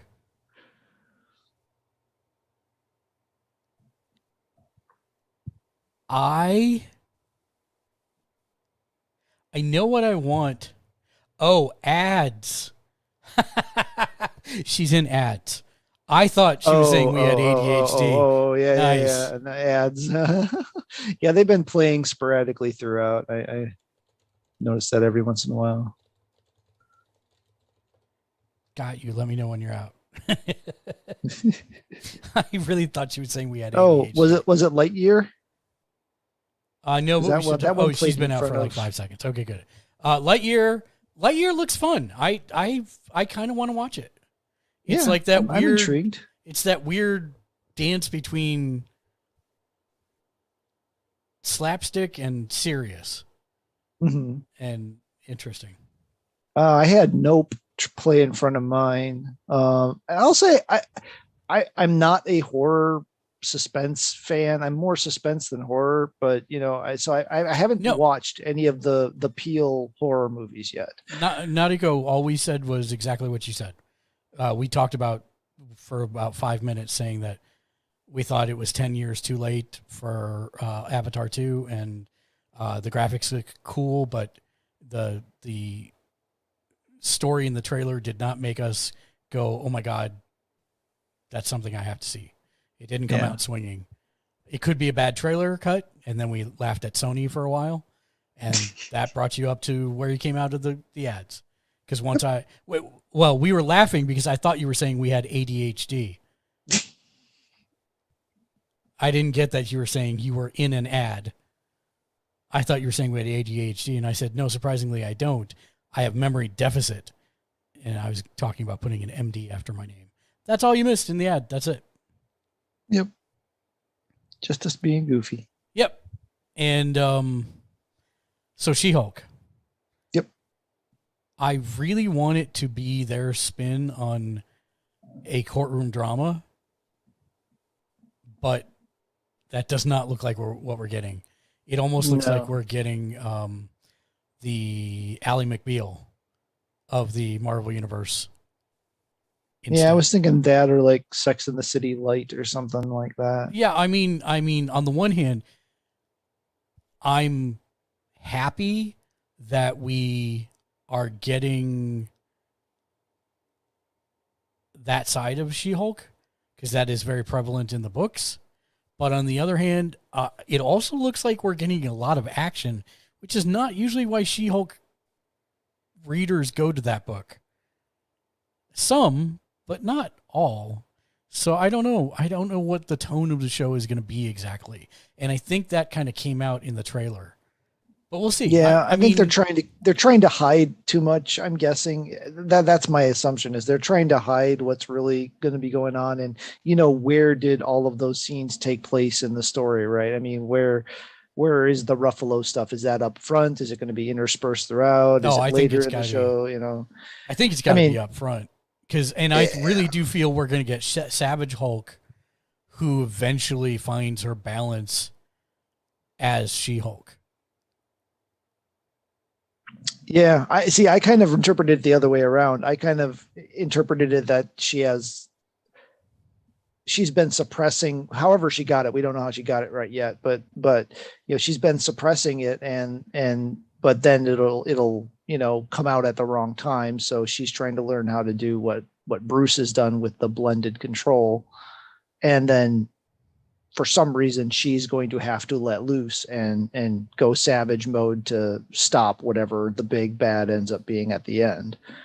But because it looked like Wrecking Crew was in there. There's a shot of a crew that looks like Wrecking Crew. So, and I don't know. I mean, for me, She-Hulk has always been the balance as opposed to Bruce's unbridled, uncontrolled rage.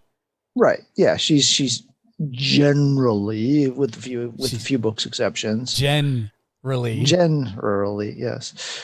been the more in control of the two. And, was that because it's diluted or because her personality type or, whatever reason you want to throw on why that is, that's kind of been the thing. But then you've had like, Savage She-Hulk where she was, just as out of control or more out of control than Bruce was. But that's been rare throughout her. That's been rare because even in the last time she got plussed up during this last Avengers run, she was talk dumb big Hulk, but she was still Jen brain on the inside, right? So she wasn't just a rage beast. So it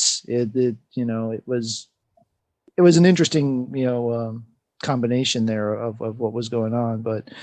Yeah, so I'm intrigued. It didn't light me on fire. I'll watch it because I'm going to watch it, and I'm hoping I'm hoping it comes out better than I feel like it's going to at this point. Well, Marvel has a ticket, like a blank check for me. I will watch any of them. Even people I don't like Hawkeye. I haven't done that yet, but that you haven't watched Hawkeye yet? No, it's not. Yeah, I'm trying to get the wife to watch the freaking show with me, and she won't, so it's the only one I've not seen now.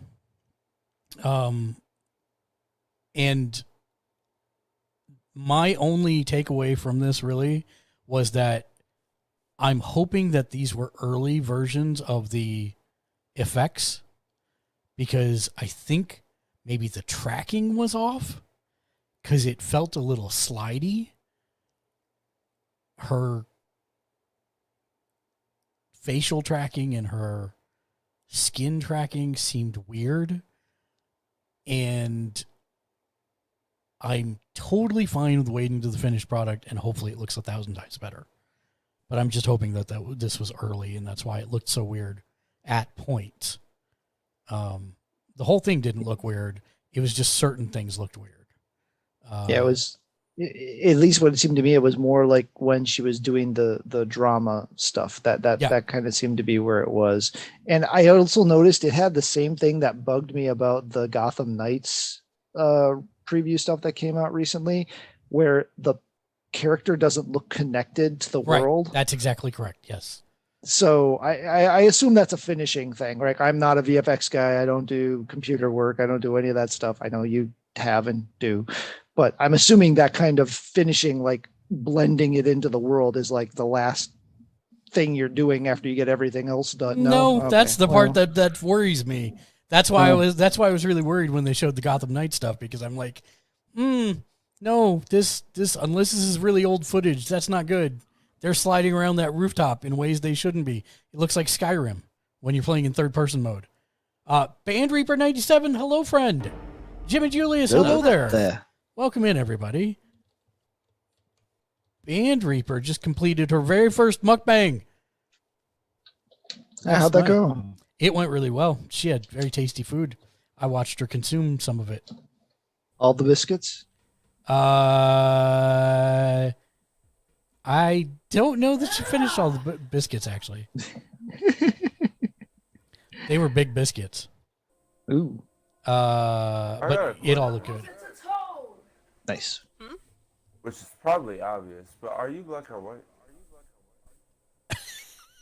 That's the actual clip you were talking about. That's hilarious. Oh, okay. I like on the background there's, oh, come on. Hey, look at that, Jimmy. That's a safe clip. You don't have to add to the tip jar. That's what he started doing the other night on Tuesday. He was cracking me up. And Jimmy Julius, by the way, creates our animated emotes. If you weren't aware of that, he is very good at what he does. You should talk to him.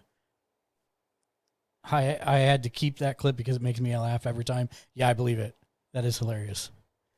That is a win emote for you. Oh, you know what? You're absolutely right. I'm going to give you a win emote just for you, Jimmy. Do we have those loaded in here? I do. I have them loaded. Okay. Yes. Oh, and it's your favorite.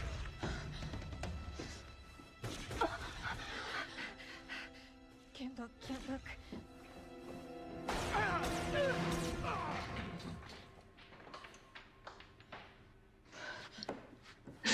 I love she does that no look.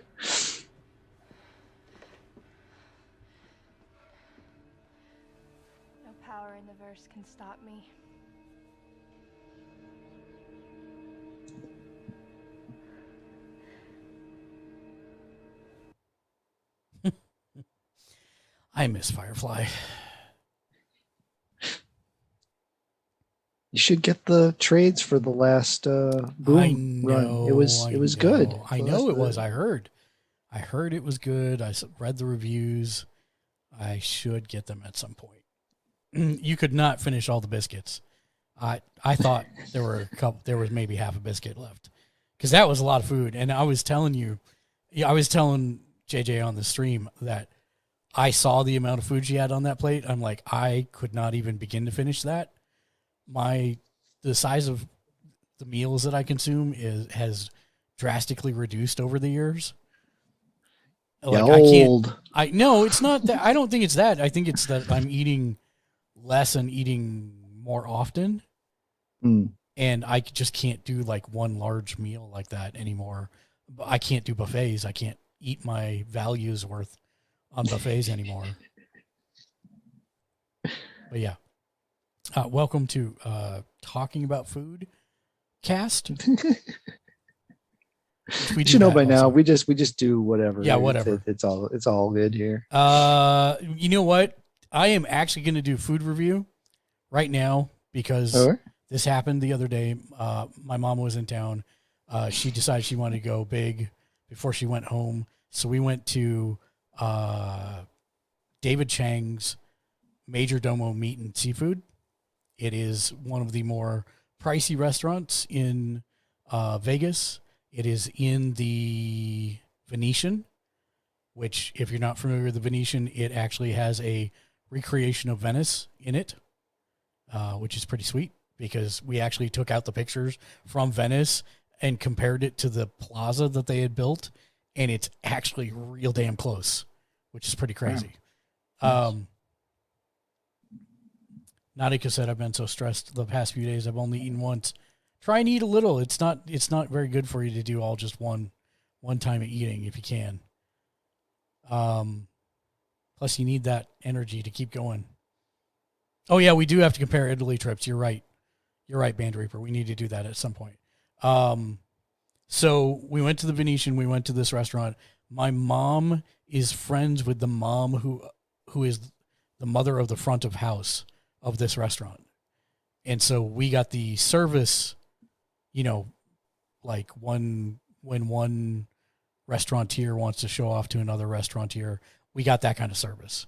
And I'm pretty convinced it was the best meal I've ever had in my life. And I've eaten a lot of food because I'm fat. And my mom got a miso-encrusted a miso-encrusted Chilean sea bass. And it is the best piece of fish that I've ever had in my life. No hyperbole, just hands down. As soon as I tasted it, I knew it was like the best piece of fish I'd ever had. My wife got a pork chop, a 30-ounce pork chop, and I'm not lying. It was like this big. She didn't realize. Friggin' that's what pig. We were asking. We're like, how large is that pig? It had to be a giant sized pig. Like I'm thinking like a 1,000-pounder. Like seriously, it had to be a huge. And from the very end of the chop too, because wow. And it was a kabayaki glaze on it, which was a fish glaze, and she was really worried because she doesn't like fishy things or fishy smelling things. No smell whatsoever. She put one bite of it in her mouth. She's like, "This is the best thing I've ever eaten in my life," and we ate it the next day too. It was phenomenal. And then I had I think it was a A1, what's the Japanese marbled beef? Wagyu. Wagyu New York strip with 2.5 ounces of foie gras, of grilled foie gras. And then my mom gave me half of her lobster tail. So probably the most decadent thing I've ever had in my life. But it was phenomenal. Wow. And we got a couple sides. The asparagus was amazing. There was nothing bad. And we were like so full. And we started getting boxes to go home. And our server, Caesar, he told us that the front of house had put in for a small dessert for us, no charge. And a guy starts rolling a tray out to us, and I'm like, oh God, this is not going to end well. I'd actually seen David Chang make this on one of the cooking shows. It's Krispy Kreme donuts, Bananas Foster style. Hmm. And so he like pulls out the brandy, makes the fireball, all this stuff, and then homemade vanilla bean ice cream and homemade whipped cream, and it didn't matter how full we were going to eat it anyways, and we did. Wow. We demolished it. It was fantastic. So it was very expensive, but at the same time, not the most expensive meal I've ever been to ever. And it was damn good.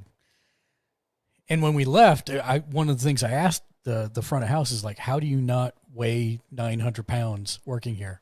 He's like, here, once you've had it once or twice, it's like it's mostly out of your system. It's across the hall. That's the hard part. And I had seen the place across the hall when we came in. It's like an elevated White Castle, basically. And fresh homemade chips that are either Cajun chips or honey chips. And then it's got like their own versions of sliders and stuff. Turns out he owns that too. And so all the guys from the fancy dining restaurant go over there to eat. And the guys from the White Castle one go over to the other one to eat. It's pretty fun. Nice. So anyways, I want to go back and actually try the White Castle one here eventually. But yeah, so that was just like Major Domo seafood and meat, 10 out of 10. They take great care of you. I can't recommend it enough. And I still have only 974 more restaurants like that to do in Vegas. I mean, David Chang alone still has Momofuku, and there's one other one just of his here on the Strip. I've done Gordon Ramsay Burger. I still need to do Gordon Ramsay Steak and Hell's Kitchen. And then there's like 16 others of that caliber. Yeah. It's wild. Welcome to Vegas. Okay, so there's that. What else? What do we have news-wise, Matt? Oh, let's see. Did we miss any trailers? I feel like we're still missing one. Not that I could find. Okay. At least not that I saw. I mean, there's some other stuff in this list here that I haven't seen. So, I mean, I think we talked about the Miss Marvel trailer, right? That wasn't during this gap. No, we talked about the Miss Marvel trailer. Yes. Chip and Dale. Did we talk about that one? I do not think. Dropped today on Disney Plus. Oh, that's right. That's what I was going to watch before the podcast and didn't get to it. Chip and Dale looks like the best reboot of any animated property in a long time. Yeah. A lot of people have watched it today and have been giving it good reviews. So. Andy Samberg and John.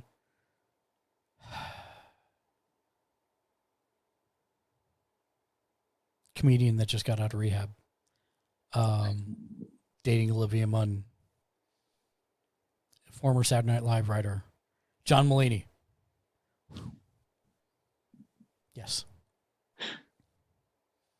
I mean, I hadn't watched the trailer when it first dropped, and so I was like, "Oh, okay, Chip and Dale Rescue Ranger. That's an interesting one to go with. Okay, they're doing the movie. Okay." And then I watched the trailer and realized it's Who Framed Roger Rabbit. Yes, 100%. So Being like, garbage with the raid. Oh, Lexio, hello there. Hello, Raiders. Welcome in. My stream with 2 viewers. A pleasure to have all of you here. Welcome in, Raiders. We are Gamersledge. If you've never been here, we're 11 different editors and contributors. There's only 2 of us here tonight. We're doing a fireside chat talking about all kinds of things, but we watch, play, and read just about everything pop culture related to help people wisely spend their hard-earned discretionary income. And then we play our recommendations on screen. On stream. Sean, go to the right of the box, please. I see you playing some Among Us. Stop, don't move. Just watch this. Jump the gun on that one. No, that was perfect, actually. That's fucking funny, You're doing a great job. How are you being garbage? How was the stream tonight? How was Apex Legends? Did you get any dubs? It has been super sweaty on Apex from what I've been seeing lately. Did you just say hello there? Hello there. Hello there. Hello there. I have it on a button.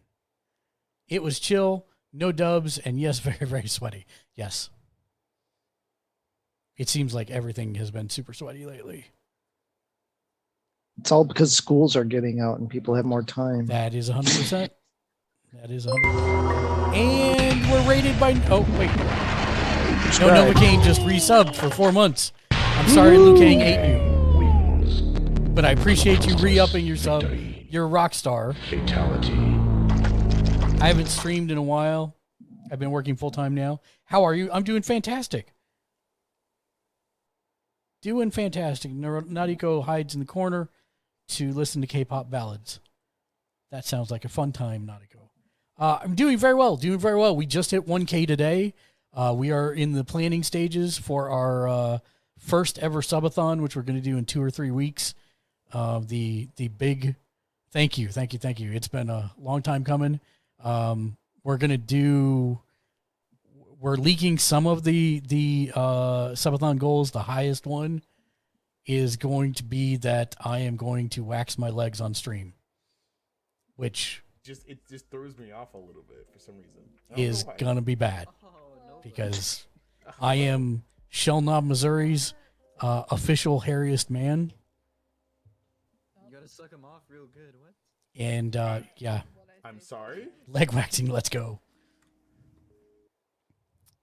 Yeah, we're gonna make those aggressive because if I can get away with not waxing my legs. But the worst part about this is that I am going to be sabotaged by my own friends. The people who are the 11 different editors and contributors are all going to pay money to try and get everybody there. So yes. We love you, Mark. I love you too. Did you see Light Bright Indy come in? Where did Light Bright Indy come in here? Oh yeah, he said hello there, in between the middle of all the bean garbage talk. I see no Novocaine. Oh, I see. It's the same color. That's why I couldn't see it. Yeah. Hi, Light Bright Indy. Hello there. Hello there. How are you? How's Hawaii? I'll contribute. I got to see you wax your legs. And here comes Kato. Nice. Hello, Kato. Welcome in, friends. Hello there. Kato is also... Did you get Light Bright? Yeah. Did it? It didn't play a clip, did it? I didn't pay attention, to be honest. I'll hit it again. Yeah, give her another shout out. Got to make sure we get Light Bright the proper shout out here. Sure, I'm like, yeah. Okay, go. There we go. Yo, if I look straight on... Oh yeah, I got the cool If I one on look my straight one. on, Okay. it's fine. But if I look at the time we spent together, it's so much worse.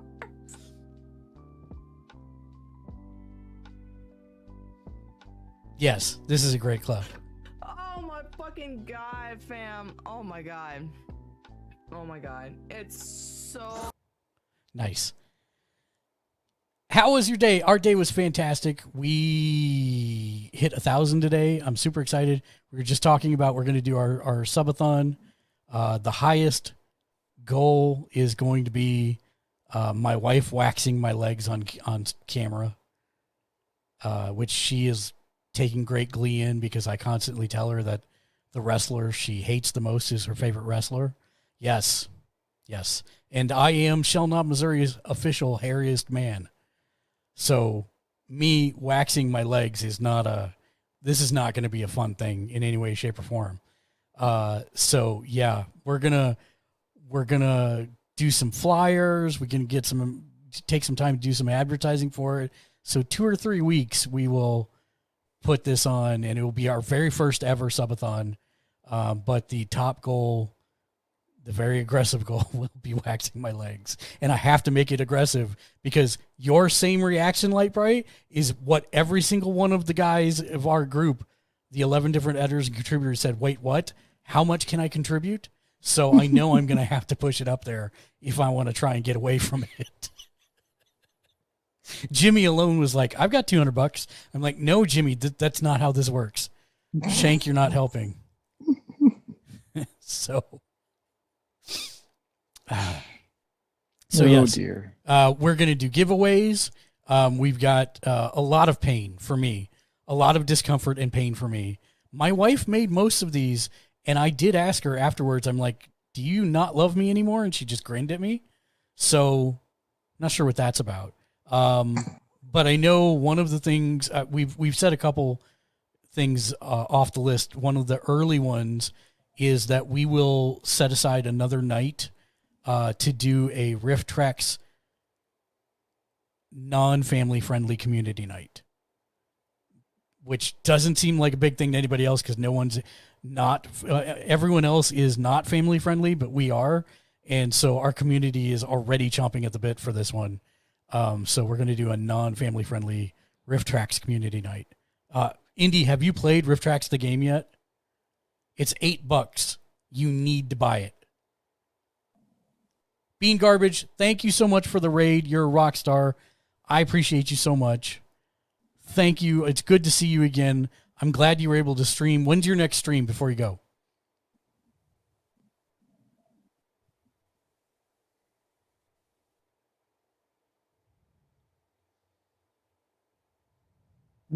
Might be gone already. You might be gone already, but that's okay. Yeah. That's all right. So what were we talking about? Oh, yeah, we were looking at trailers. We were talking about Rescue Rangers. Oh, right. I have no clue, to be honest. I work full-time Monday through Friday. All right, that's cool. I'll look for you on and see if I can't jump in next time. Maybe slip in some Cards Against Humanity. Yeah, we can probably do that, Jimmy. Man, I wish the digital version of Supercard hadn't shut down, because that would be so much fun to play. You know what I'm talking about, Matt? Yeah, we played that for a couple streams. Yeah, we did. Yeah, that was so good. That would be a great, not family friendly one also to do. Yes. Yes. Downton Abbey, Chippendale. Nope. I don't think there's any more on those. All right, so let's look at news. Let's see. I've got a couple. Yes, we do. We can definitely do Quiplash and a couple of those non-family friendly. Yes, we can do all those. So we're supposed to be getting some Final Fantasy news next month. Final Fantasy VII Remake director Nomura, Tatsuya Nomura, has said that there's going to be an update on Final Fantasy VII related games next month. And also there's been the tease that Final Fantasy 16 might be closer to done than we think it is. I hope Yoshi P is not playing with our hearts there, but yeah, I'm like very skeptical about this. I mean, close to done in development does not mean close to release. Right? I mean, there's the core development, and then there's test and QA and validation and polish and all that other stuff that comes after core development. So I don't know that literally means close to release, but I mean, they're playing it hard. Like there might be something this year still. So we'll see. We'll see what happens. I've got two quick news things back to back. The first one is a spoiler about the Chippendale film, but it is the funniest thing I've ever seen. I know exactly where you're going. And I have to say it. Ugly Sonic is in the slinging merch in the new Chippendale film at a con.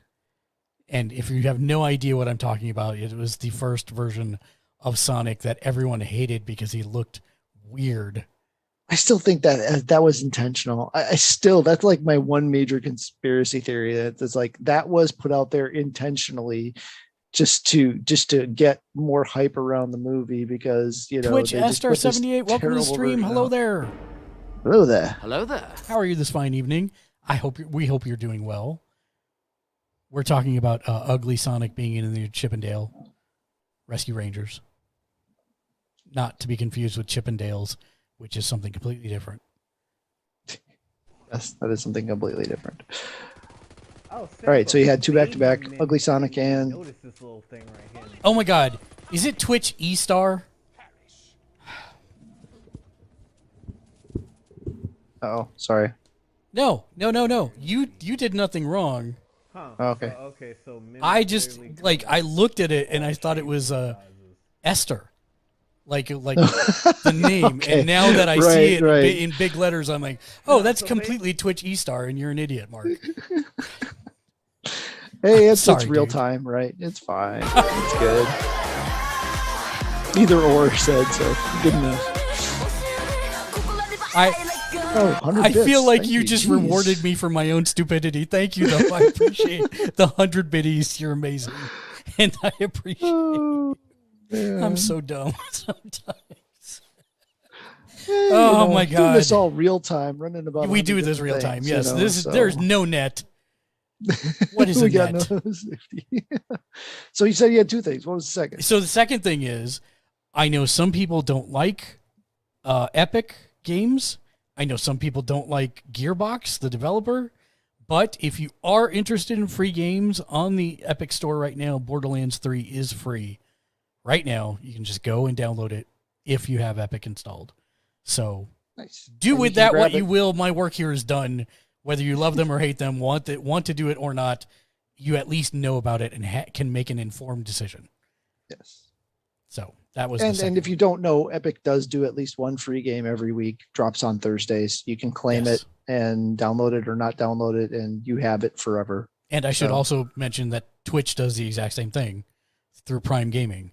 So if you have Amazon Prime and have not linked your Twitch account to it, you need to do that. It's prime.gaming. Blah, blah, blah, blah, blah. I'll tell you the exact address in 1 second.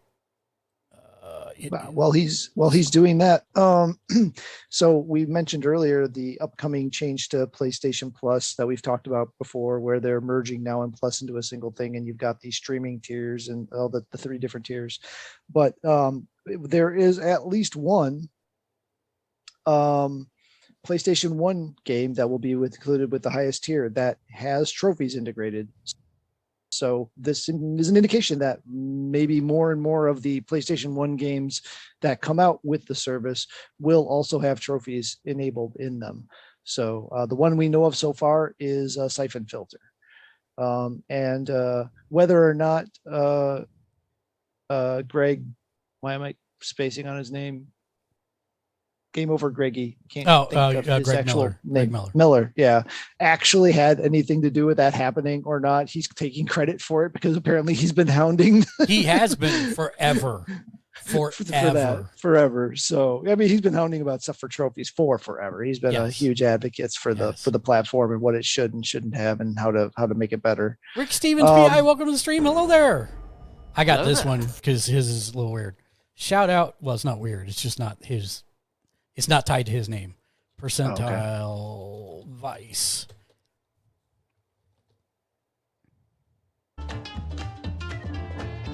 There we go. Huzzah. How are So, you this yeah. fine evening, Rick? I hope you're doing well. And while I'm here, let me put the link in the chat. It is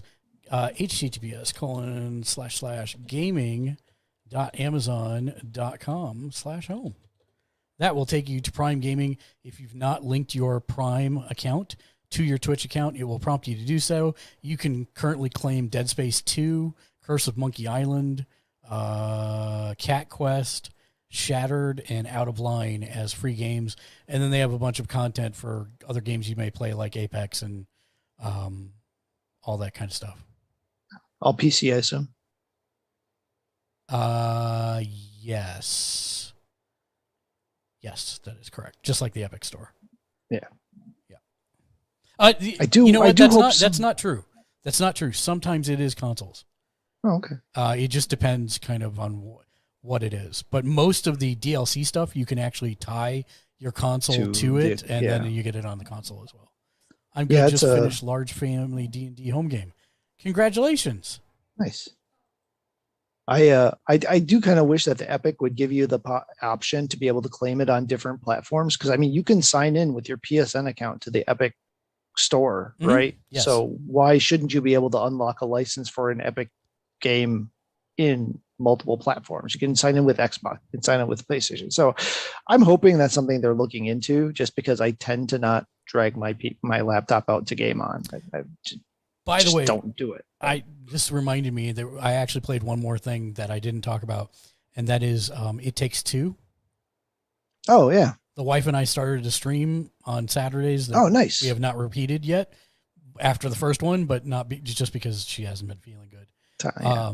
And if you go back and watch it, it is hilarious because during the boss fight, I'm trying to get her to run to the middle of the screen, and she will do anything but run to the middle of the screen. She thought I was like really upset with her. I'm like, no, it's actually pretty hilarious. She's still learning, traversing in a 3D space. Mm-hmm. And this is really pushing her to like make double jumps and stuff like that in 3D. She's gotten a lot better about that stuff. And that's why I suggested we play this. And it's a lot of fun, but it is tutorial the game. I mean, it really is. Yeah, no, it totally is. And we were going to buy it, right? And I went to look at it, and it was $49.99 for the game, or I could just download it for a year of the EA Pass thing for $29.99. I'm like, well, I guess I'm getting the Pass thing for a year for $29.99. That's what I did. Yeah, I mean, you can't really go. I mean, even if all you do is use the one game, that's it. I've already come out ahead. You know, yeah. It's less than it is on sale. So what am I gonna do? I'm not stupid, so I'm gonna go ahead and get it. So yeah, just FYI, and that's on the PS5. So nice. Yeah. What else you got? Marvel announced its newest game this week, Marvel Snap, which is a collectible card game for mobile and PC. So another virtual paper crack game for Mark to obsess over. Yep. It's a multiverse type thing, right? Because that's the hot thing right now. It's you're pulling characters from all across the different realities together. Thumbs up, soldier. Fight battles. There's a Char. Thank you for the follow. Ooh, and hello there. G.I. Joe. Every follow plays a different meme from internet history. Or Cap versus Cap, one of the two. Thank you for the follow, Char. How are you this evening? I hope you're doing well. Char is also a streamer.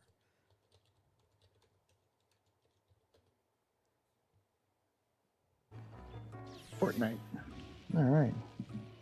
I think it's Breath of the Wild on stream though. Oh, yep. Or on the shout out. The clip.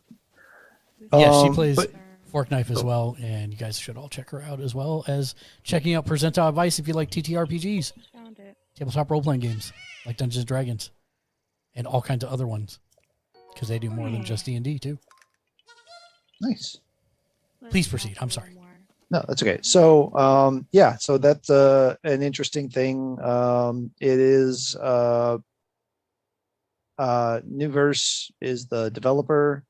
They've got some decent credits to their name. That's the publisher, I think, and then the developer is Second Dinner, which is composed of folks that worked on Hearthstone, World of Warcraft, stuff like that in the past. So, there is a sign up for a Android closed beta. If you go out and look at Marvel's Twitter feed, you'll see the link for that. So you can sign up to apply for the closed beta. It's not a guaranteed, so that they are actually, looks like they're actually going to be pretty interactive. Like you're going to actually get like a personal interview from one of the developers and stuff, potentially it said and stuff. So looks like it might be a bit more intensive than your average beta. But yeah, if it's something you're interested in, if you like collectible card games, if you like Marvel, if you like Galactus looking like a Funko Pop character for some reason, go ahead and take a look at it. See, it might be something you're interested in. So, Matt, you peruse the TikToks, do you not? I do peruse them occasionally, yes. What if I told you that very soon you're not only going to be perusing videos, but also playing games on it as well? So, apparently the TikTok parent company, which is ByteDance, is already beta testing game playing in Vietnam and using the younger tech savvy market over there as a test audience. And it looks like they're going to roll out more to different parts of Southeast Asia later this year. But There's Zynga games and other types of games, including Marvel Snap. To be right inside TikTok. As like a streaming thing, or I don't know exactly how it works. They don't really give you an example in the story, but I thought that was interesting that they're going to be, I would imagine, doing in-app games of a sort. Yeah. Huh. Wonder how that's going to work. Do you have another one? I got a couple more. Fall Guys, which I have not played for a hot minute. Did you ever play Fall Guys? I did. Mark? I love Fall Guys, actually. Is coming to PS5. I think we saw that announcement. Coming to PS5, 60 FPS. And at the same time, it is going free to play and launching on other platforms as well. So you can be your best bean for free. I'm assuming that means they're going to start charging for costumes and stuff, or they've been charging for costumes and stuff anyway. So I'm guessing that's going to be the model going forward, is to continue. If you were a PlayStation Plus member, you got it for free back when it launched on PlayStation originally. Well, included with your PlayStation Plus subscription. I know some people need that distinction, but yeah, I haven't played it in a hot minute, but it's coming out on PS5. It's going free to play. I might jump back in and see if I can ever get across the dang finish line, or if I keep getting pushed off into the lava or not. But yeah, I know Keegan loved that game, so since he's going to be off on his own this summer doing an internship, that might be something he could pour some hours into. Yep. Char said, I thought I followed you back, but I guess I fell asleep on VC last night. Not a problem at all. You're awesome. We made sure we gave you a shout out as soon as I saw you join. Nice. Yeah, you're more than welcome. Thanks. Welcome in. We're happy to have you here. Ken, welcome back after your power outage. I'm sorry to hear you had a power outage. Hopefully that's all fixed now, because that sucks. Yeah, I was. Yeah, I have. Did I ever tell you how many UPSs I have behind my entertainment system because of power outage? I believe it. I believe it. Microsoft is getting very close to buying Activision Blizzard, according to the Wall Street Journal today. Price tag of $70 billion. Oh yeah. Was that the update from this afternoon? Is that people who are familiar with the deal say that Bobby Kotick is expected to depart the company after the deal is complete. Oh yeah. So that had to happen. It He has was to going to happen. either take an emeritus type position or whatever, and then just slowly or just disappear eventually. Char, get some good sleep. You definitely don't have to stick around. I appreciate you just coming in and all. So please have a wonderful evening and get some good rest. And thank you for the well wishes on the stream. It's already been amazing. You've been here along with everybody else. Oh, see, this is why I could never do this. I'd be all like, yeah, whatever. That's why you don't do it. No, I'm just. This is why I don't do it, because you're here to make everybody feel good. I'm just here for, I don't know, the lulls. I don't know why I'm here. I can tell you're getting tired because you're getting grumpy, Matt. Grumpy Matt. So yeah, to go along with that one, the one that I saw just before we started the podcast, reports are coming out now that EA is looking to either sell or merge into something else. So they're sniffing around. It looks like there was that proposed NBC Universal merge that fell apart when they did their thing. NBC Universal did their thing. So it looks like they're still pushing, though, looking for either. Good eye, Char. Good eye, Char. Yes, that mode has been engaged. But yeah, so it looks like they're progressively pursuing partnerships to see. And I mean, they've got a lot of properties, right? I mean, I don't know if this has become more important since they've lost the exclusivity of the FIFA license, which we probably also haven't talked about on the show. FIFA is no longer EA exclusive. They are opening the gates to see what they can get out in the field of play. But EA, I mean, these few long tentpole holdouts that we've had from the old days. I mean, most of the developers that you and I remember from our younger years are no more. Yep. For all intents and purposes. So these are some of the few holdouts out there, and they're looking to jump ship now. Who's going to have the capacity to buy EA? well, first comes to mind is Microsoft, but can they do both EA and Activision? Yeah, I think that would trigger too that's- many I flags. think that would trigger. Sony probably can't afford them. There are probably. Hold on for a second. The ads are rolling again. Oh, okay. Tencent maybe, but I mean, I want to talk Tencent about this already holds a once pretty- the ads are done. yeah. Yes. Yes. This gives me a minute to find. Ads are another done. Go away, thing. ads. Uh, So as a recap, we were talking about EA looking to be sold or merge in with another company, and who might have the wherewithal to do that. I don't know that they're out of ads yet. Disney. Oh, yeah, it's gone. Well, it's gone in my screen that I'm watching. See, I never get to see them. I don't remember what it's for, but it's gone now. Are you out now to go?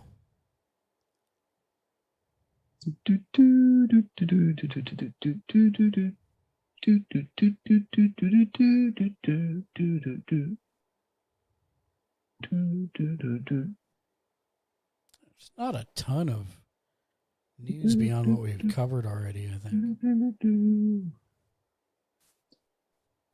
Yeah. Dead Space release dates, Lego Optimus Prime, The cheap way to send money. Saudi Arabia's public investment fund now owns 5% of Nintendo. And you can now officially buy Okay, the it's collect. done. All right, so we were talking Okay. about the fact that EA is looking to sell. We don't think Microsoft will be able to. We don't think Microsoft would be able to purchase them without triggering anti-monopoly flags. I would think Sony would be the smart way to do it, and then hopefully Disney buys Sony.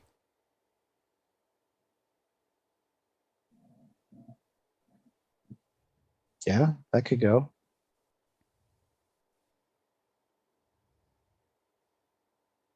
The only other name I know I saw tossed around was Apple, and I really don't. I don't know. That one doesn't feel right to me. But unless all you want to do is just have captcha, gotcha mobile games of every EA property that ever existed. Oh, that's not just Apple. That's Samsung and every other. Yeah, I don't know. It's a weird proposition that, basically we're in this mass consolidation phase where all these companies that have been self-sufficient for so long have just decided, yeah, you know what? Don't want that no more. Yeah. It's very strange to me that. I mean, I think the environment has just changed so much, right? I mean, it's big money now, and you've got scrutiny on the people in the industry that that just wasn't there before, and I think the people are just kind of sick of it, right? I mean, it's crazy because when you think about it in terms of financials, right now games are making 10x per annum what movies are, and it's mind-boggling to me that the three of the largest developers in existence for that industry are all selling. You would think that one of them would stay and buy some of the others to get larger. It's so weird for me. there's something going on there that we don't have purview to. That's why I feel like it's got to be an environment thing. There's got to be something there that's just making these guys say it's not worth it anymore. Give me my parachute and I'll go, either retire in peace or, go join us 5-person dev team somewhere for something. And then maybe that's it, because I mean, a lot of the stuff you see out there that gets a lot of the praise is the small developer stuff. It's not uniquely that, but you're seeing a lot of that. And maybe that's where it is. Maybe it's just but then again, a lot of the people making decisions aren't necessarily devs anymore, right? I mean, those have been replaced by suits a long time ago. So it's like when you look at the whole Crystal Dynamics, Eidos Montreal Square Enix Montreal stuff. Yeah, that really doesn't make sense. Where they did not basically get that. fire sold those out for no reason. What I am excited about, though, is that the Embracer Group, which is the company that purchased Tomb Raider, Deus Ex, Thief, and Legacy of Kain, are saying that they're going to make a bajillion games, both old and new. So, I mean, I'm fully expecting we're going to get Legacy of Kain remasters. Yeah. And I'm totally... I mean, even if they remade that first game, I'd be totally down with that as well. Yeah. Because that first game was the bomb. It was. I don't know that it's aged well. You know what? It doesn't matter. Remake it and update redo it. Yeah. Kind of give it the what was that Link's Adventure? No, what is that? Link to the Past. No, that wasn't it. The one that came out on Switch, that was a remake of the Game Boy one. Link's Awakening. Give it that kind of treatment, not literally, but so I'll tie it to that because this is an EA published game. Dead Space remake is going to be coming out in January of 2023, assuming all things stay equal. Interesting. So I never played the original Dead Space, so I'm actually kind of hyped for this because a lot of people that I know love this game. It's great. I do want to give it a go. So it's great, Matt. You're gonna love it.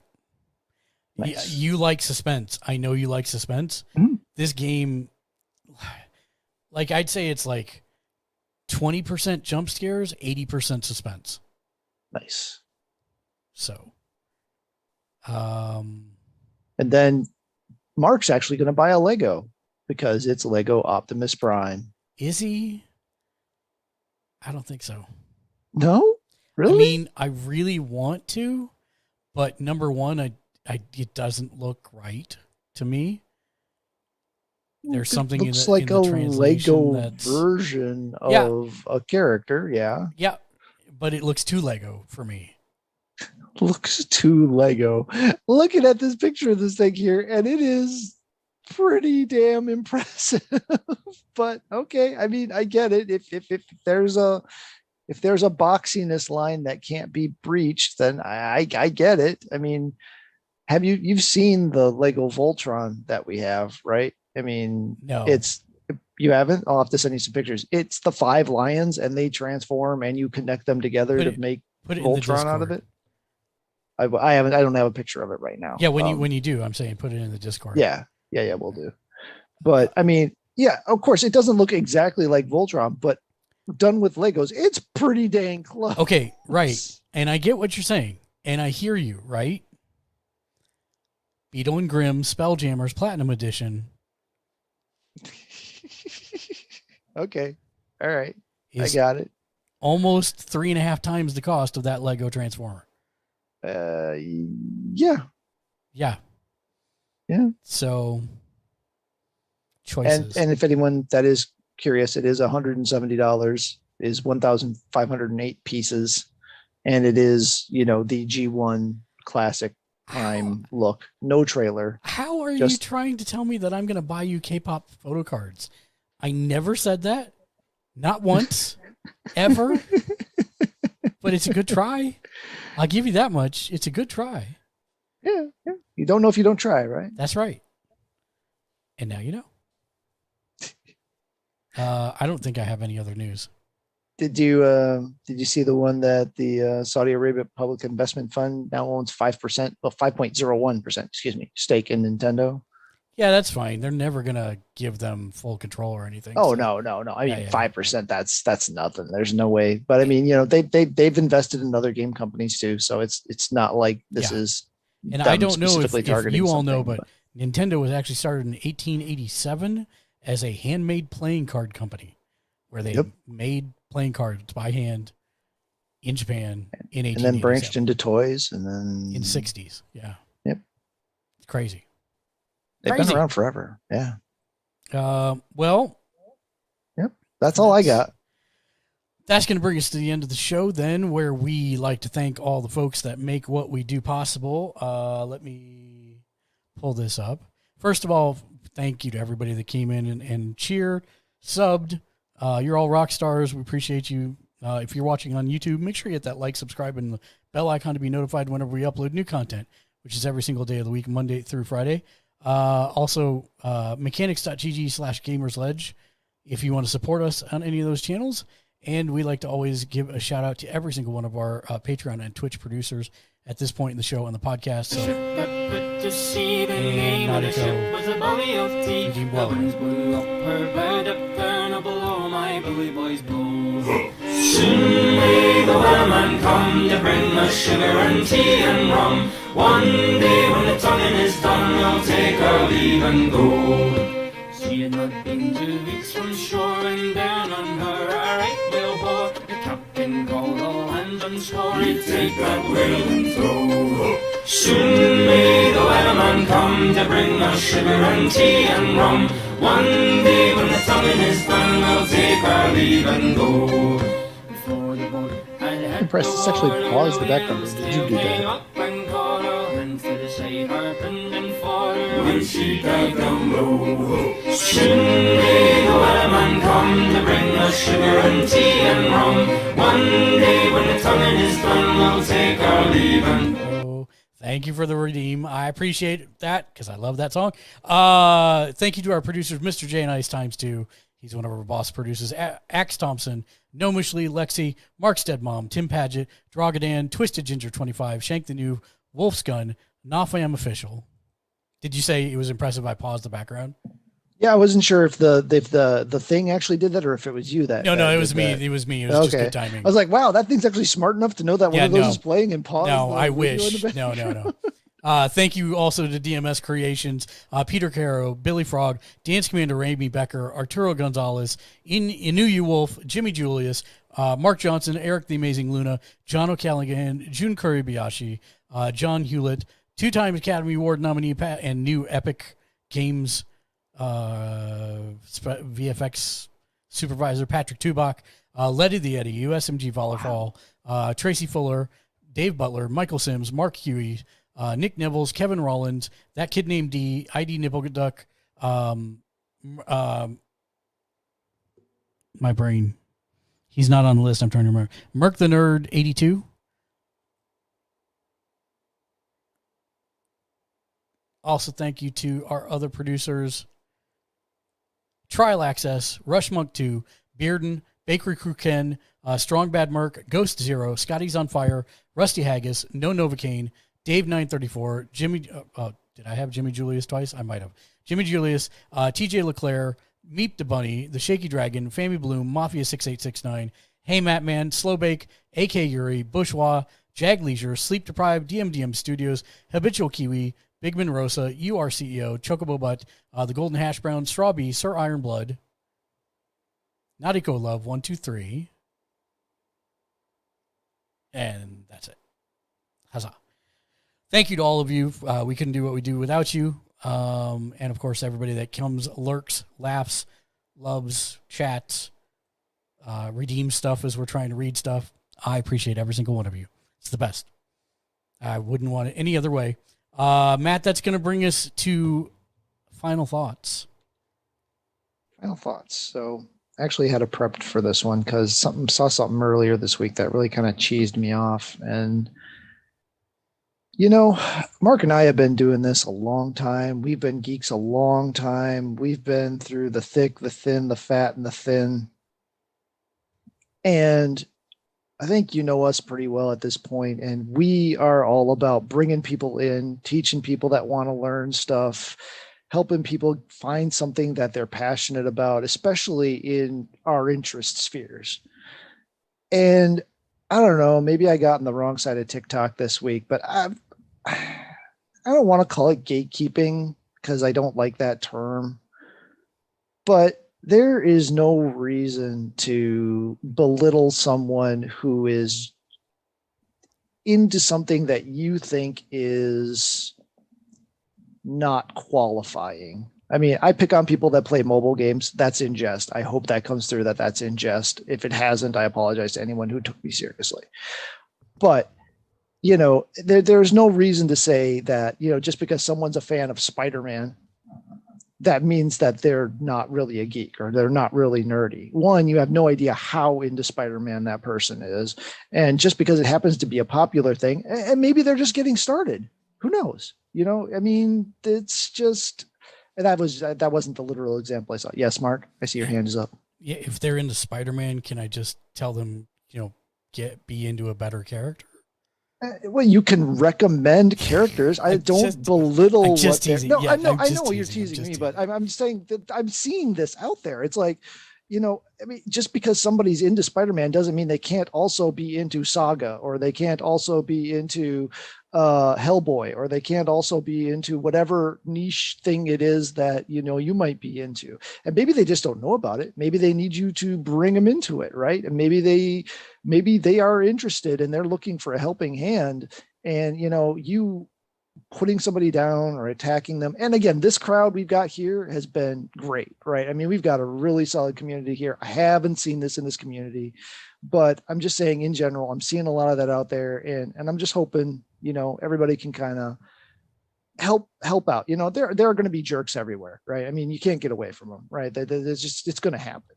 And, you know, you might try to help somebody out or try to recommend somebody to somebody, and they might shoot you down. And that, hey, all you can do is try, right? You did your best. And, you know, I with the increase in popularity of what has been more typically niche and geeky interests and hobbies and subjects, I just see a lot of kind of elitism, I guess is a better word than gatekeeping with it. And that is so anti the whole point. I can't even, my brain doesn't handle it, right? So anyway, that was a really long final thought, but just basically, you know, to quote Will Wheaton, don't be a dick.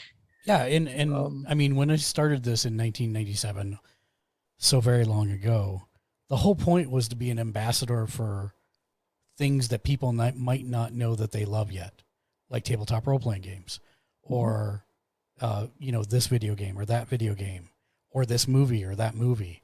And so that's our, like you said, our community is very good about not tearing people down, but instead building people up. And that's the whole goal for the community, for me in general, is I want us to be ambassadors. And I think we are ambassadors for a lot of things that people might not know about, because we have so many people who do so many different things. And yes, most of the time you just see me, or, you know, Matt is probably the most visible other person, but we really do have 11 different peoples who are reading and playing so many different things. Like, Daniel's not on the show much, but if it's Muppet related, he's on top of it. You know, if it's like any kind of like animation type of thing, he's all over it. And Dave is another example of, I mean, we have so many varied people who look at different things. So it's very interesting to me to bring all those people together in one spot, even if we're the filters, if you will, for those people, that we still have all those opinions. And we harass each other like friends, you know, just like I'm like, well, if you like Spider-Man, like a better hero. And I'll recommend you to like a better hero, because why would you want to like Spider-Man? He's so dumb. But I'm just kidding. That's me harassing Matt. And he's smiling about it because he knows I'm harassing him. Because if I didn't like Spider-Man on some level, that would mean that I didn't like Marvel, because Spider-Man is representative of a lot of Marvel. And I do like Marvel a lot. No, you know what? Matt is just as much a comics go-to as I am. If you want to know like deep Star Wars lore, he's the one of the bunch for us. Mm-hmm. I mean, he makes the other Star Wars geeks in our group go, huh, I didn't know that, all the time. All the time. Yep. I've forgotten more about Star Wars than most people have ever known. And that's not to brag. It's just, it just is. But. And Matt is, you know, I'm good for origin stories, Silver Age through about 2005. Matt's good for everything post 2005 because he's still actively reading. For sure. Yeah. And I come close to you in Trek. I can't quite catch you, but I come close. Well, I actually think Daniel's bigger into Daniel's Trek than closer. I am. Yeah. No, I think he's far surpassed me. I mean, Oh, really? Okay. I can tell you story arcs, and that it's almost the same thing as comics, right? I can tell you story arcs, and I can tell you most of the major characters' backstories and all that type of stuff. But Daniel's like Dave in that respect, and remember in this episode of Voyager that this thing happened. I can't do that. That's way too deep for me and my brain. My Swiss cheese brain. Okay. We didn't talk about Quantum Leap. Oh, that's my final thought. Quantum Leap. Quantum Leap has been ordered, and it is coming on Monday nights after The Voice. I am super stoked. It is one of my favorite shows of all time. It is a show that mostly holds up. There are some things that are, not the greatest, but at least they were attempting to talk about it at the time, which was completely taboo at that point. So it's got some period issues, but I mean, everything does, right? So I'm super excited about this. I'm really looking forward to the pilot episode and the first, 6 or 7 after that. Do we have a date yet, or is it just? They said it's going to be after The Voice, so whenever The Voice starts, apparently. Oh, so like this next season of The Voice. Okay. Yep. Wow. And those drop fast. So, dude, we've been saying that for like 20 years now. Quantum Leap gets picked up, but not Firefly. Boo. Yeah. Fireflies. Yeah. I mean, that ship has sailed. Firefly did, literally. Yeah. That has. If it ever did come back, it would be something completely different. So, I mean, well, this one really is too. I mean, this is a continuation. This is not a reboot. This is not another Elseworlds. This is a continuation of the original universe, I guess. It's new characters, obviously. Looks like five main characters in the future. Yeah, from what we were seeing. So it's definitely a bigger cast than the original 2. Basically, you pretty much only ever had 2. No. Well, you had a few, but really you had Gushi 2. And but Gushi wasn't in very many episodes. In the later seasons he was. Yeah, you're right. In the later seasons, right? Because they had a lot more in the waiting room and the loading room and stuff. Yes. So I think they're just going to preload that all at the front, so that'll be good. That then brings us. I just hope Ziggy can't actually speak, right? I hope we just hear beeps and squiggles and whistles. I want it to be the exact same thing.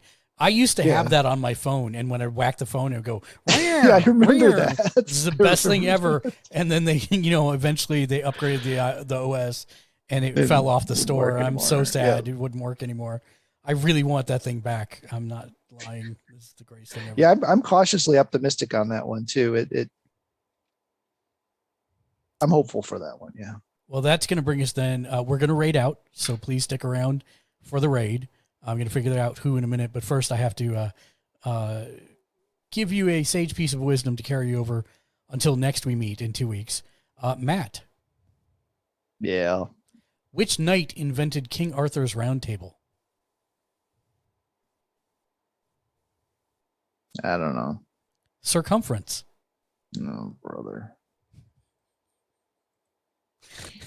You sound so pained. I don't know. This or waxing my legs. I'm not sure which one would be more painful, but I'm not willing to find out. So we'll go with this one. Is more painful. Yeah, that's all right. Let me see who's on that we can raid. It's the only thing I don't like about raiding out after telling the joke, because I'd like to end the show right then. While the wound is fresh. Well, the wounds are fresh. That's right. But... let's see. I'm looking to see if there's. You know what? Let me check if Aurea is actually still streaming. And she's not affiliated, so she's the perfect person to raid. She is a PNG tuber. She's playing Minecraft, so we're gonna raid out to Aurea EBNG. So let me start that now. Raid. Okay, so since I don't know the term, in case somebody else doesn't, PNG. So PNG tuber is somebody who has a digital avatar in the bottom right, and it's one of two pictures. It's either her with her mouth closed or her with her mouth open. And okay, so it's like the virtual, it's like the VTuber, but it's more static. Yeah, it's a static image. So that's PNG tubing. GIF tubing adds a little more to where it's like 4 states. It's mouth open, eyes open, mouth open, eyes closed, mouth closed, eye closed, and whatever the 4th state is there in that combination. And so it'll blink randomly. It looks a little more animated, but it's still static images. And then you go up to VTubing for the full 3D effect. Right. Okay, cool. I was unaware. There you go. So that's going to do it for us. We will be back at 12 p.m. Pacific tomorrow on Kokeshi Ken Media's channel for live AEW Rampage reactions. So join us there, and then we'll be back on this channel at 2 p.m. on Sunday for streamer tech support. Tell all your friends, send questions to the Discord. We have a whole channel dedicated to it there. If you've got questions that you don't want to ask on stream, just throw them in there, and I'll ask them or I'll answer them on stream for you. Otherwise, have a great rest of your weekend. Be excellent to each other. Thank you for joining me tonight, Matt. And until next time, be excellent to each other and game on. Game on.